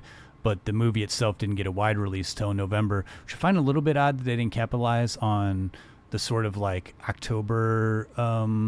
Yeah, I thought that was odd too. You know, but then again, I don't know that that was like 100% established yet with audiences. Like, oh, it's October, we're going to go see scary movies in theaters. So it didn't, you know, got wide release in November. Was a minor hit. You know, it was like, as far as like movies for the 80s, I mean, this movie only made like $20-something million, but like for a low budgeted horror anthology, did pretty good for itself, and was Romero's only #1 hit. I mean, most movies that Romero has made much later in his life, they've been reevaluated, a lot of his low-budget stuff from the 70s and 80s. And I kind of feel like Creepshow's the same way. I feel like there's a legacy behind this movie. Like, it was a modest hit, but then over the last 40 years, I mean, it's been re-released on Blu-ray and boutique Blu-ray and talked about and passed on to the next generation. There was a sequel to Creepshow that came out about 4 or 5 years after the original release of Creepshow 1. And that was, you know, I said in the beginning of this episode, that was the one that I kind of grew up on. That was the one that I saw first, and then I saw Creepshow 1 later. And Creepshow 2 is perfectly fine. I mean, it's a slicker version. I feel like it's going for more... Thanks for the ride, yeah, lady. I feel like it's going for more gore. The very first Creepshow, when it was released, critics are always kind of mixed on the horror genre. But then you throw comedy or satire into the mix with horror, it just kind of, you know, they're just like, I just don't know what I'm watching. That, you know, I think it just makes it easier if you're reviewing the movie to have something more straightforward. I feel like Creepshow 2 pushed that envelope even further with, it just feels a little more slicker, a little more straightforward than, you know, the little nuances that Romero gave to the original Creepshow. I still like it. I just feel like it's not front loaded. It's like the first story is really lacking in Creepshow 2, and it sort of sets up the movie as not being as fun or interesting. It's kind of like the tales in Creepshow 2 are much more mean spirited, but I do like the sort of like Creepshow character that Tom Savini plays, that, you know, they sort of do the same concept of like, he's a little leprechaun-y. Yeah, but I like it. It's, you know, and I like that they went totally. something a little bit different than having the creep, you know, setting up the movie. And yeah, Tom Savini is still involved in this. All of the stories are based on Stephen King stories. Romero did do the screenplay, and the director was Michael Gornick, who was the DP for Creepshow. So the spirit was still there, I think, behind Creepshow 2. It just is it's just a different feel than the first one. Did you happen to catch Creepshow 3? I've never seen Creepshow 3, but everything that I've read about it, it feels like people who are associated with the Creepshow franchise call this like this abomination of like, we didn't okay any of this. It was just like someone slapped a Creepshow 3 title to make a buck off of a dollar bin DVD or something, or streaming. I think glomming on to the name and just utilizing that. Yeah. Now, aside from Creepshow 3, if we can skip ahead to Creepshow the TV series, I friggin' love the TV series. It has kind of like that same spirit of, you know, the bad guy's always going to get it, the evildoer is never going to win out sort of thing. Yeah. But it is a hell of a lot gorier. Well, and the Creepshow series is a Shudder original. So if you're familiar with Shudder, it's basically like Netflix streaming service, but all horror genre type movies. And to me, the show, it's like very low budget. But so I think, you know, I was looking at some reviews and people are just bashing the show. Really? Yeah, but I think Man.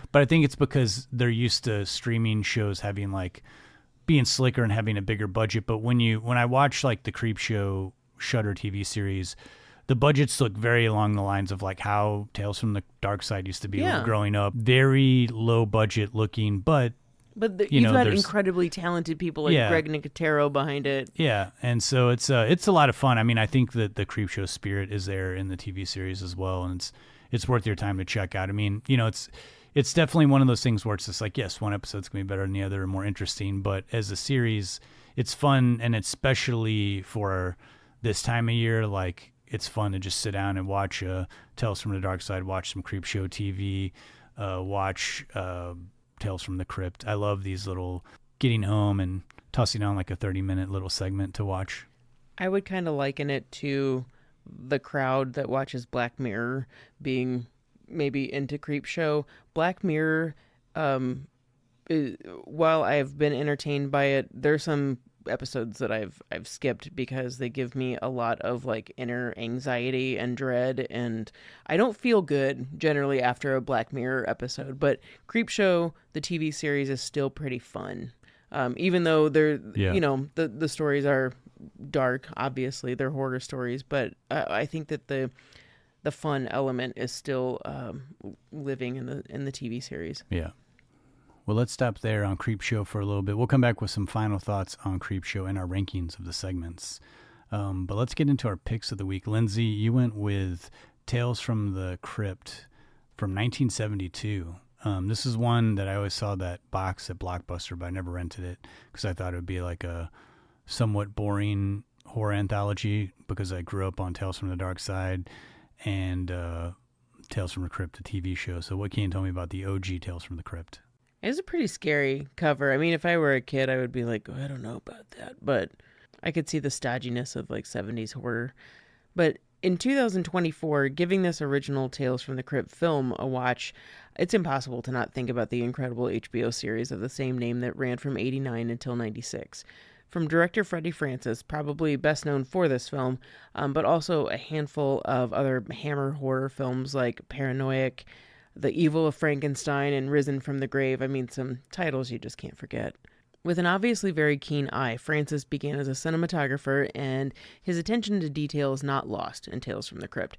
Partnered with screenwriter Milton Subotsky, known at the time for producing horror stories like The House That Dripped Blood, Dr. Terror's House of Horrors, Scream, and Scream Again, and so on, these were the brains that helped bring to life 5 tales unearthed from the English catacombs that we are about to enter. Our tour guide of these catacombs tells his guests to stay close to him, don't stray or lose your way. The few that do get quickly separated from our tour group will be the focus of our anthology film. And oh my, in no way could we know what a little group of villains we have here. These stragglers blindly wander about until they dead end, pun intended, in one room with no exit. And then the Crypt Keeper, or credited in the movie as the Man in the Brown Cloak, greets them. Why did you come here? What are your plans when you leave here? He asked the first guest, played by legend of her time actress Joan Collins. And here our stories of villains getting their just desserts begin. And all through the house is Collins' story. It has a terrific, OG Black Christmas vibe, although this movie does predate that Bob Clark holiday horror classic. In this Christmas tale, a beautiful young wife murders her considerably older husband for insurance money. While her daughter sleeps upstairs and very pleased with her devious plan, she hears on the radio that a maniac murderer dressed in a Santa suit is lurking in her neck of the woods. And wouldn't you know it, she spies him right outside her house. Unable to call the police because of her own crime and her dead husband laying on the floor, she's left to panic and come up with a plan. Will she escape before her daughter awakens to discover her Christmas dreams have come true and Santa has come to visit? Well, you should already know the answer to that. Reflection of Death is our next story, and might be my favorite of the bunch, solely because I predicted the beginning, but not the conclusion of the story. Family man Carl decides to leave his wife and children for his secretary, with whom he's been having an affair. Carl isn't directly breaking up with his wife, but he's just leaving in the most cowardly, I'm going on a business trip with no intention of returning sort of way. But karma has other plans for Carl. As he and his mistress drive to their new home, Carl has a nightmare about the lovers getting into a car accident. He then awakens in the car to realize it's not a dream, but a prediction of what fresh hell karma is about to deal him. Poetic Justice is our next one, which stars Peter Cushing and is an emotionally gutting one. A father and son despise their neighbor, Cushing, who is a widowed, kind-hearted old man loved by the neighborhood kids and loves his dogs. But the snobbish father and son dislike old Grimsdyke. Their hatred for him just consumes them, so they embark on a smear campaign. It's so awful. After they've robbed the man of everything he cares about, his dogs, his friends, they go after his self-worth and send hundreds of Valentine's cards telling him what a horrid person he is, leading poor Grimsdyke so depressed that he takes his own life. An absolutely crushing tale, yes, but if one thing holds true in any tale from the crypt, when you're a wretched person, you'll eventually pay the price, and usually tenfold. In the fourth tale, Wish You Were Here, Ralph is a ruthless, sometimes cruel businessman, but he's fallen into debt and must sell all of his expensive trinkets that he and his wife have bought all throughout the years of their worldly travels. While telling his wife Enid this distressful news, she starts eyeing one treasure and realizes that it might be something like a genie in the bottle, 3 wishes sort of deal. No matter how many different versions of this age-old story gimmick there might be, we can always bet on humans making poor, selfish, not well thought through decisions. And though this is the same type of deal, the short-sighted decisions of Ralph's wife get spectacularly worse and horrific as they progress. And let that be a lesson to us all. It's better to accept unfortunate outcomes and learn from them versus pretending like something never happened at all. Our fifth and final tale, Blind Alleys, introduces us to Major William Rogers, an aristocratic-type fellow who takes over as the director of a home for the blind. Rogers' top concern is not the welfare or health of the home's inhabitants, but only cutting necessary costs that conversely make it so he can live in luxury with his number one sidekick, Shane, his German shepherd. After Rogers degrades the blind residents' quality of food, cuts the facility's heating and health care, all to benefit himself and line his pockets, all in the name of it's just how the economy is right now, the residents revolt. And you might think that with an assistant's home for the blind, how are they going to exact revenge? Lest you forget, when one has been wronged, friends have died because of this awful dictator, and a group of survivors have nothing else left to lose, they can become more cunning and dangerous than ever imagined. The uprising and revolt is not only just, but the level of punishment this band of vengeful folks will embark on is nothing short of impressive. In this story, the build-up to what you know is coming is some pretty high tension, and they linger on that for a while. Major Rogers has screwed over his last of what we can presume is many vulnerable populations. There's zero time to spare between stories. None of them stick around for too long, so this novella of nature keeps the film feeling fresh. And maybe the final one runs a little long, but it's all about the suspense. As for anyone who judges the special effects, despite the movie being 50 years old, the blood from injuries is a little lackluster, semi-comical, like fake red blood. But the decently done, intense makeup effects stand out and cause me to forget about the occasional lazy blood spatter. We've got some decently done zombie makeup that skirts the line of looking too legit and real and definitely creepy. Music throughout the film feels classic to this era of horror, from familiar orchestral tunes like Toccata and Fugue in D minor, which probably appears on every haunted house soundtrack, to the classic Hitchcockian strings of curiosity and suspense. The music is disorienting in a perfectly unsettling way. Also, though the types of tales from this crypt are the same moralistic, the villain gets what they deserve in the end, the Crypt Keeper himself only shares the cloak and appearance with his HBO counterpart. The dark humor of these stories is not as in your face as the series either. I'm really partial to how the series works, but seeing the seriousness of what came before it works just as well. You might be asking yourselves why the Crypt Keeper is bothering to tell these 5 particular lost tourists about their future deaths. The movie might be 50 years old, but I didn't look up the finale, and it was well worth not knowing. So if you want to watch this original envisioning of Tales from the Crypt, I invite you to do the same. Yeah, this makes me curious to check this out. Is this streaming? Did you find that? What? Okay. Yeah, it's on Tubi. Okay, of course it's on Tubi. Everything great's on Tubi. Yeah, I'm going to add this to my list for stuff to watch in the next few weeks. I like the quick hit of 70s horror stories. Doesn't linger too long. All right, Justin, I think it is your turn. I can't wait to hear about Tales from the Hood.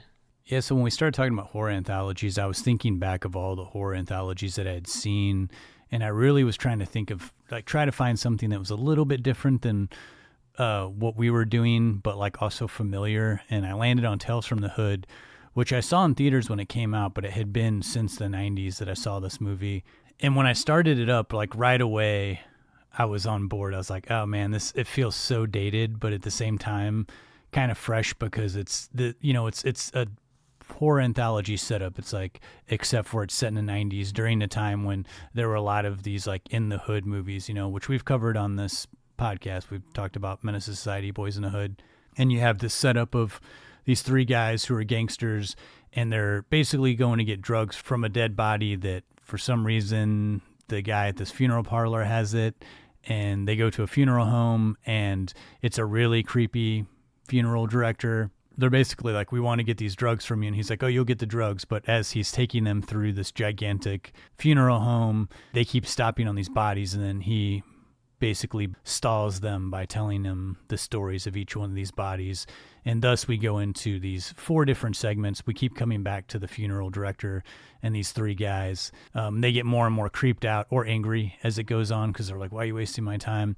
So we go into 4 segments just like we do in Creepshow or all of these setups for horror anthologies.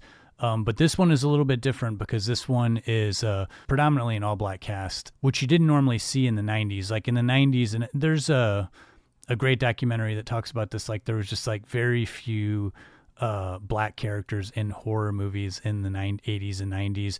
Now you see a lot more representation in these movies, but Tales from the Hood was kind of like its own thing. So it was very fresh for the time. And when you're watching these segments now, I mean, the first segment deals with police brutality, and it's a rough watch. I mean, the first 2 segments in this went so hard at first. I was like, man, I don't know, this isn't a very pleasant watch, because it's like a civil rights activist that gets beaten and then framed and murdered by the police, but then he comes back as a zombie ghost essentially and gets his revenge. And all of these tales, like they are so many in like Creepshow, tales of revenge or someone coming back from the dead to avenge themselves.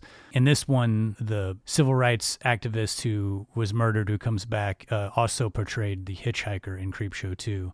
So, he had a history connection to the Creepshow franchise. The second segment has a David Alan Grier in it, as you've never seen him before, is this vicious child and spousal abusing man. This is another one that you're like, God, they're really taking this far. It's like he's like beating his wife and kid.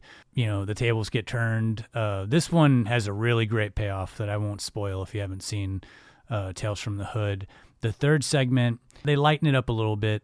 This one, Corbin Burnson, and he plays a ridiculous, over-the-top guy who's like running for Congress, and he's super racist, but he's trying to make it look like he's not. And this one, if you've seen Trilogy of Terror, this one has a very similar tale where the Zuni fetish doll?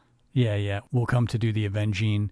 The 4th segment dips into a little Clockwork Orange, if you've seen Clockwork Orange, where a man who has committed, and this segment, I think, is at the time in the 90s, everybody was like, black on black crime was talked about in the news. And so I think this was like a rumination on that, where he kills another black man, and then instead of going to prison, and the government has this sort of like Clockwork Orange thing where they're like making him watch videos of like Ku Klux Klan members killing black people, but them gang shootings, and it gets pretty intense. That one actually is, I think, the most ambitious of these segments that they have. And then, of course, they close things out with the funeral parlor, what happens to these 3 guys. This is currently on Peacock, so it's worth checking out this month. They did make a sequel to Tales from the Hood. I think they actually made a 3rd one. I saw the 2nd one. It wasn't anywhere near as good. It just feels like not as inspired, but this first one really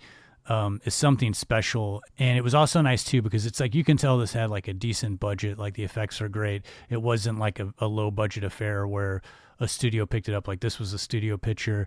Tales from the Hood was produced by Spike Lee, who the director and co-writer of Tales from the Hood, Rusty Cundiff, was in Spike Lee's school days, and then they kind of started a creative relationship. And he also, before he made Tales from the Hood, Rusty Cundiff made a fantastic parody documentary called Fear of the Black Hat. When I was in college, that was like a big independent film that everybody kind of passed around.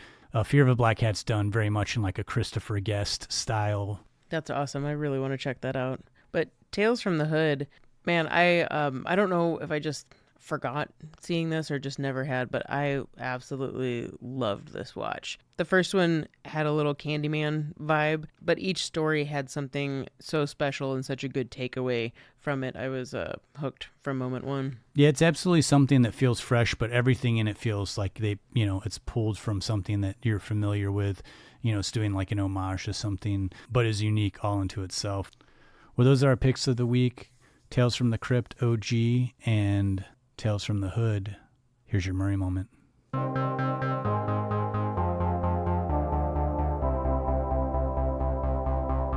Chicks dig me because I rarely wear underwear, and when I do, it's usually something unusual. I think I need a root canal. I'm sure I need a long, slow root canal. You gonna come and shake my monkey tree again? Oh, what does that old queen know? She didn't even show. Hey, this is so scrumptious. Is this hand shucked? The flowing robes, the grace, all striking. That was fun.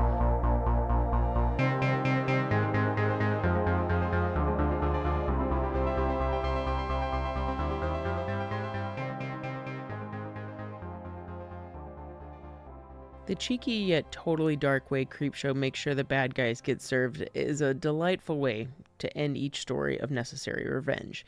And though this Murray moment is tame by comparison, I found Bill mentioning this story a few times throughout the more recent years of his career. This was an impactful moment for him, and I even bet Bill's birthday twin and brain behind Creepshow, Stephen King, would even appreciate this Murray moment. If you're any kind of creative mind, artist, actor, filmmaker, writer, musician, you face criticism from reviewers who then influence the population at large. One of the more well-known film reviewers of all time, I'd say, Roger Ebert, was one of the greatest, whether you sided with him or not. Roger was something unusual, Bill said in an interview with Howard Stern and Robin Quivers. All reviewers claim to love movies, but he really did love movies. He really was the goods. And early in Bill's career, Ebert gave such high praises for Billy on SNL, Stripes, Ghostbusters, and said that he alone carried Meatballs. These are all rarely undisputed opinions of Bill's performances. But sometimes it's not the positive reviews that stick with you. He killed me early on, Bill said, and he knew I was a Chicago guy, and he cut me absolutely no slack. If you follow these Murray moments, you might remember me bringing up a few of Billy's comedy-adjacent roles, like playing Hunter S. Thompson in Where the Buffalo Roam, or playing the redeemed villain Frank Cross in Scrooged. I've brought up Bill's passion project The Razor's Edge in many Murray moments more times than I can remember. Released the same year as Ghostbusters, audiences and reviewers couldn't wrap their brains around a more serious Murray. I always wondered if newer generations know Bill from his more recent, less comedic roles like Lost in Translation or any Wes Anderson film. Though Rushmore is often touted as his first turn into more dramatic roles and celebrated by many reviewers, including Roger Ebert, it wasn't always that way. Ebert ripped on Bill's performance in The Razor's Edge, saying things like, he's taken the wrong path in this performance, or, in his desire to make a break from the comedic roles we know him for, he was overreacting. Another punch to the gut regarding a few moments of levity in the film, Ebert says, the comic side of this character doesn't seem to be coming out of anything, and that Bill was very, quote, obstinate in his performance. Leave it to Ebert to rip on Bill, then say towards the end of the article, The Razor's Edge is far from being a bad movie. The same could be said for Ebert's teardown, absolute teardown of Scrooged, calling it disquieting, and one of the most unsettling films to come out in a long time. He'd followed that up with calling Bill's character a miserable wretch, and played by Murray in a thoroughly miserable mood. Now, okay, I've previously brought up the contentious production that was Scrooge, but without knowing the behind-the-scenes details, personally, I don't know. I don't think that's visible on screen. His character is just that way. The worst part of Ebert's review was ripping on Bill's speech at the end of Scrooge, where he addresses the audience. I bought into that performance right at the end of the movie so much that it continually, every year, every Christmas, brings me to tears, but not Ebert, calling it embarrassing, lacking heart, and that it looks like an on-screen breakdown. I'll give Ebert the last part, but that's because it was an on-screen breakdown for his character. Bill was flying off the cuff for this moment, and honestly, I think it's one of his greatest performances during that time in his career. There are people who say, well, reviews don't affect me. And that's not really true, Bill said. If you read a review and it's mean, it affects you. But I just don't read reviews. Occasionally you can't help but come across one, but I'm not someone who goes, hey, here's my movie and let's read all the reviews. All right, have I given you enough setup to this story? Well, years after these bad reviews of Bill's, he was at the Cannes Film Festival promoting his film with Jim Jarmusch, Broken Flowers. This film is a genre blender. Bill in a very straight role, mostly dramatic with a side of comedy, although kind of a mystery, about a man who retraces his past relationships after receiving an anonymous letter saying he has a son he's never met. So yeah, not the straightforward comedy Bill had built his career on. Both Bill and Ebert are in the middle of this massive press conference of other journalists, filmmakers, fans, and so on. Ebert pipes up when people are asking questions about the film and gives a resounding compliment about Bill's performance in Broken Flowers. And Bill says back to Ebert in front of this room full of people, "Well, that's really something coming from you, Roger, because I was told when I was young that I should never be allowed to do anything but comedy." Bill waited a beat, but then Ebert took the bait. "Who said that?" Ebert said. "You did, Roger, in the Chicago Sun-Times." I couldn't find the exact reference that Bill was talking about, but I probably had to do with the Razor's Edge. And if that's true, I'd like to think that this moment of revenge meant so much to Bill because it was about, this movie that was his baby. I mean, he made a deal with Columbia Pictures that he'd star in Ghostbusters as long as they agreed to produce the Razor's Edge. So if you've not sought out this film, please give it a whirl, especially in Bill's later dramatic turn in his career. The same goes for Broken Flowers. Justin, I don't know if you've seen Broken Flowers, right? Oh, yeah. It's probably like one of my favorite roles of his. It's probably my favorite performance of Bill's, and he says it's his best work that he'll probably ever make. And Roger Ebert also loved that film, too. I find it wild that Bill Murray is mostly known for these very mainstream Hollywood movies, but the two directors that he is on board for all the time are Jim Jarmusch and Wes Anderson. Yeah. Like two very, sort of oddities in the world of like cinema. Yeah, totally. I know that this little moment of revenge seems minor, in comparison by all of these horror stories, but I just really can't help but think it's like a moment of embarrassment over someone who embarrassed you. That. Yeah. You hold on to that for a real long time, Bill. Well, thank you for that Murray moment. Of course. Well, do you have any final thoughts on Creepshow before we call it on this episode and go enjoy some Halloween candy and some scary movies? I know we're going to do our rankings here. We did the Tarantino rankings, and a lot of people were like, hey, that was fun. You guys did rankings, and I really thought about it for a minute. I was like, I love a ranking of lists of directors and movies. I love that one person be like, oh, what? That was your number one. That's like my number 10, and so I thought maybe we could do these rankings since we've already revealed our favorite. So if you were paying close attention, you would have heard that we said our favorite was the Crate. So we had a mutual appreciation of that one being our top pick. So maybe we, instead of going in descending order, we'll go. We'll start with our favorite and then go to least favorite. Okay. And I like all of these. It's like saying your least favorite. It's like your least favorite ice cream. They're all good. Unless you're lactose intolerant. That's true. But they've got ice cream for that now. It's true. They do. Okay. So we're on number 2. We're going to number 2 here. I gotta see. Hold on. There we go. Okay. So the Crate being our number 1, both our number 1 favorite. Number 2 for you, Lindsay. Are we including the wraparound story? We're not including the wraparound. Okay. Yeah. Just making sure of that. This wasn't always the way it was for me. But I'm gonna go Something to Tide You Over is number 2 for me. Something to Tide You Over. Okay. Mm-hmm. And this is, you could ask me a week from now and this could be different. This is true. At this moment that we're recording this. My number 2 is They Creep Up on You. Okay.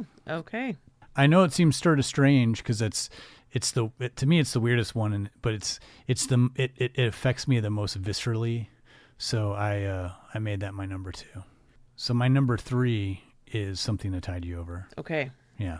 Okay. Now, while I do agree with you on the most visceral reaction being they're creeping up on you, it's not my number 3. As depressing as it is, I'm going to go with Jordy Verrill. Okay. The Lonesome Story of Jordy Verrill. So Jordy Verrill was my number 4. Okay.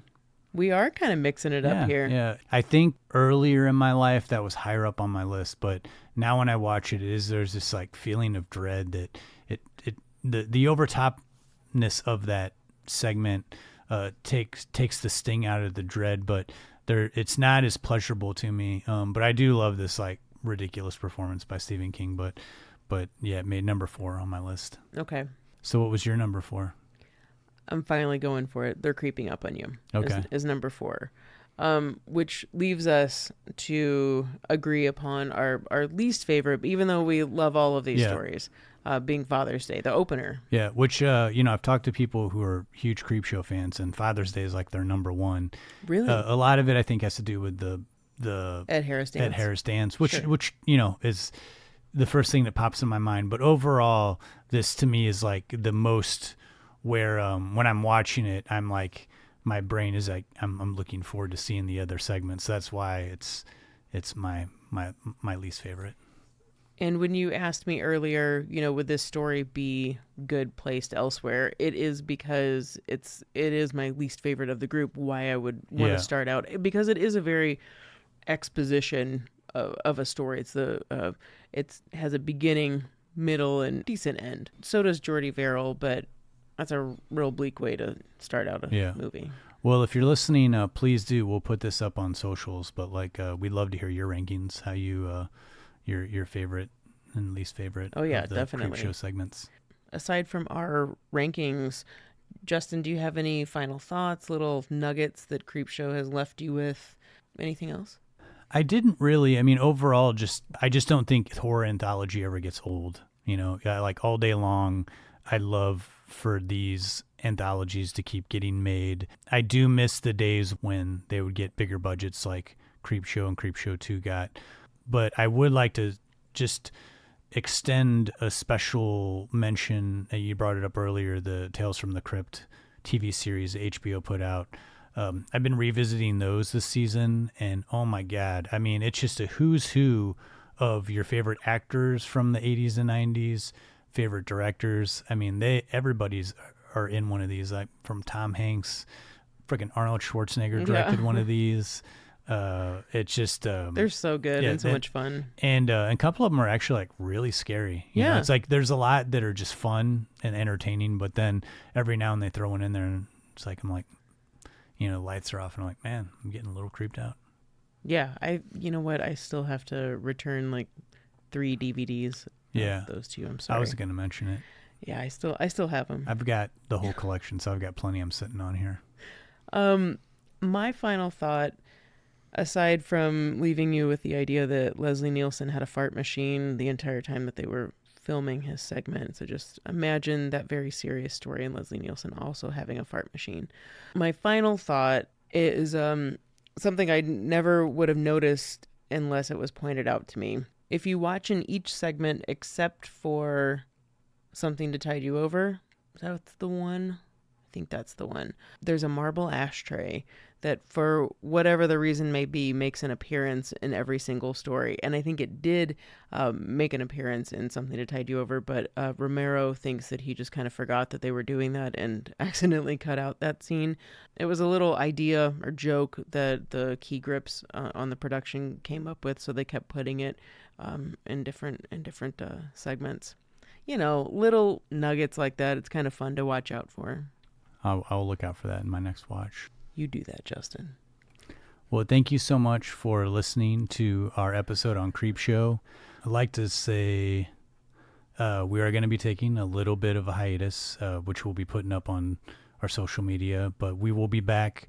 We don't know yet exactly when, but we're not going to stop watching movies and thinking up ideas for episodes, but we are going to put a pause on Don't Push Pause.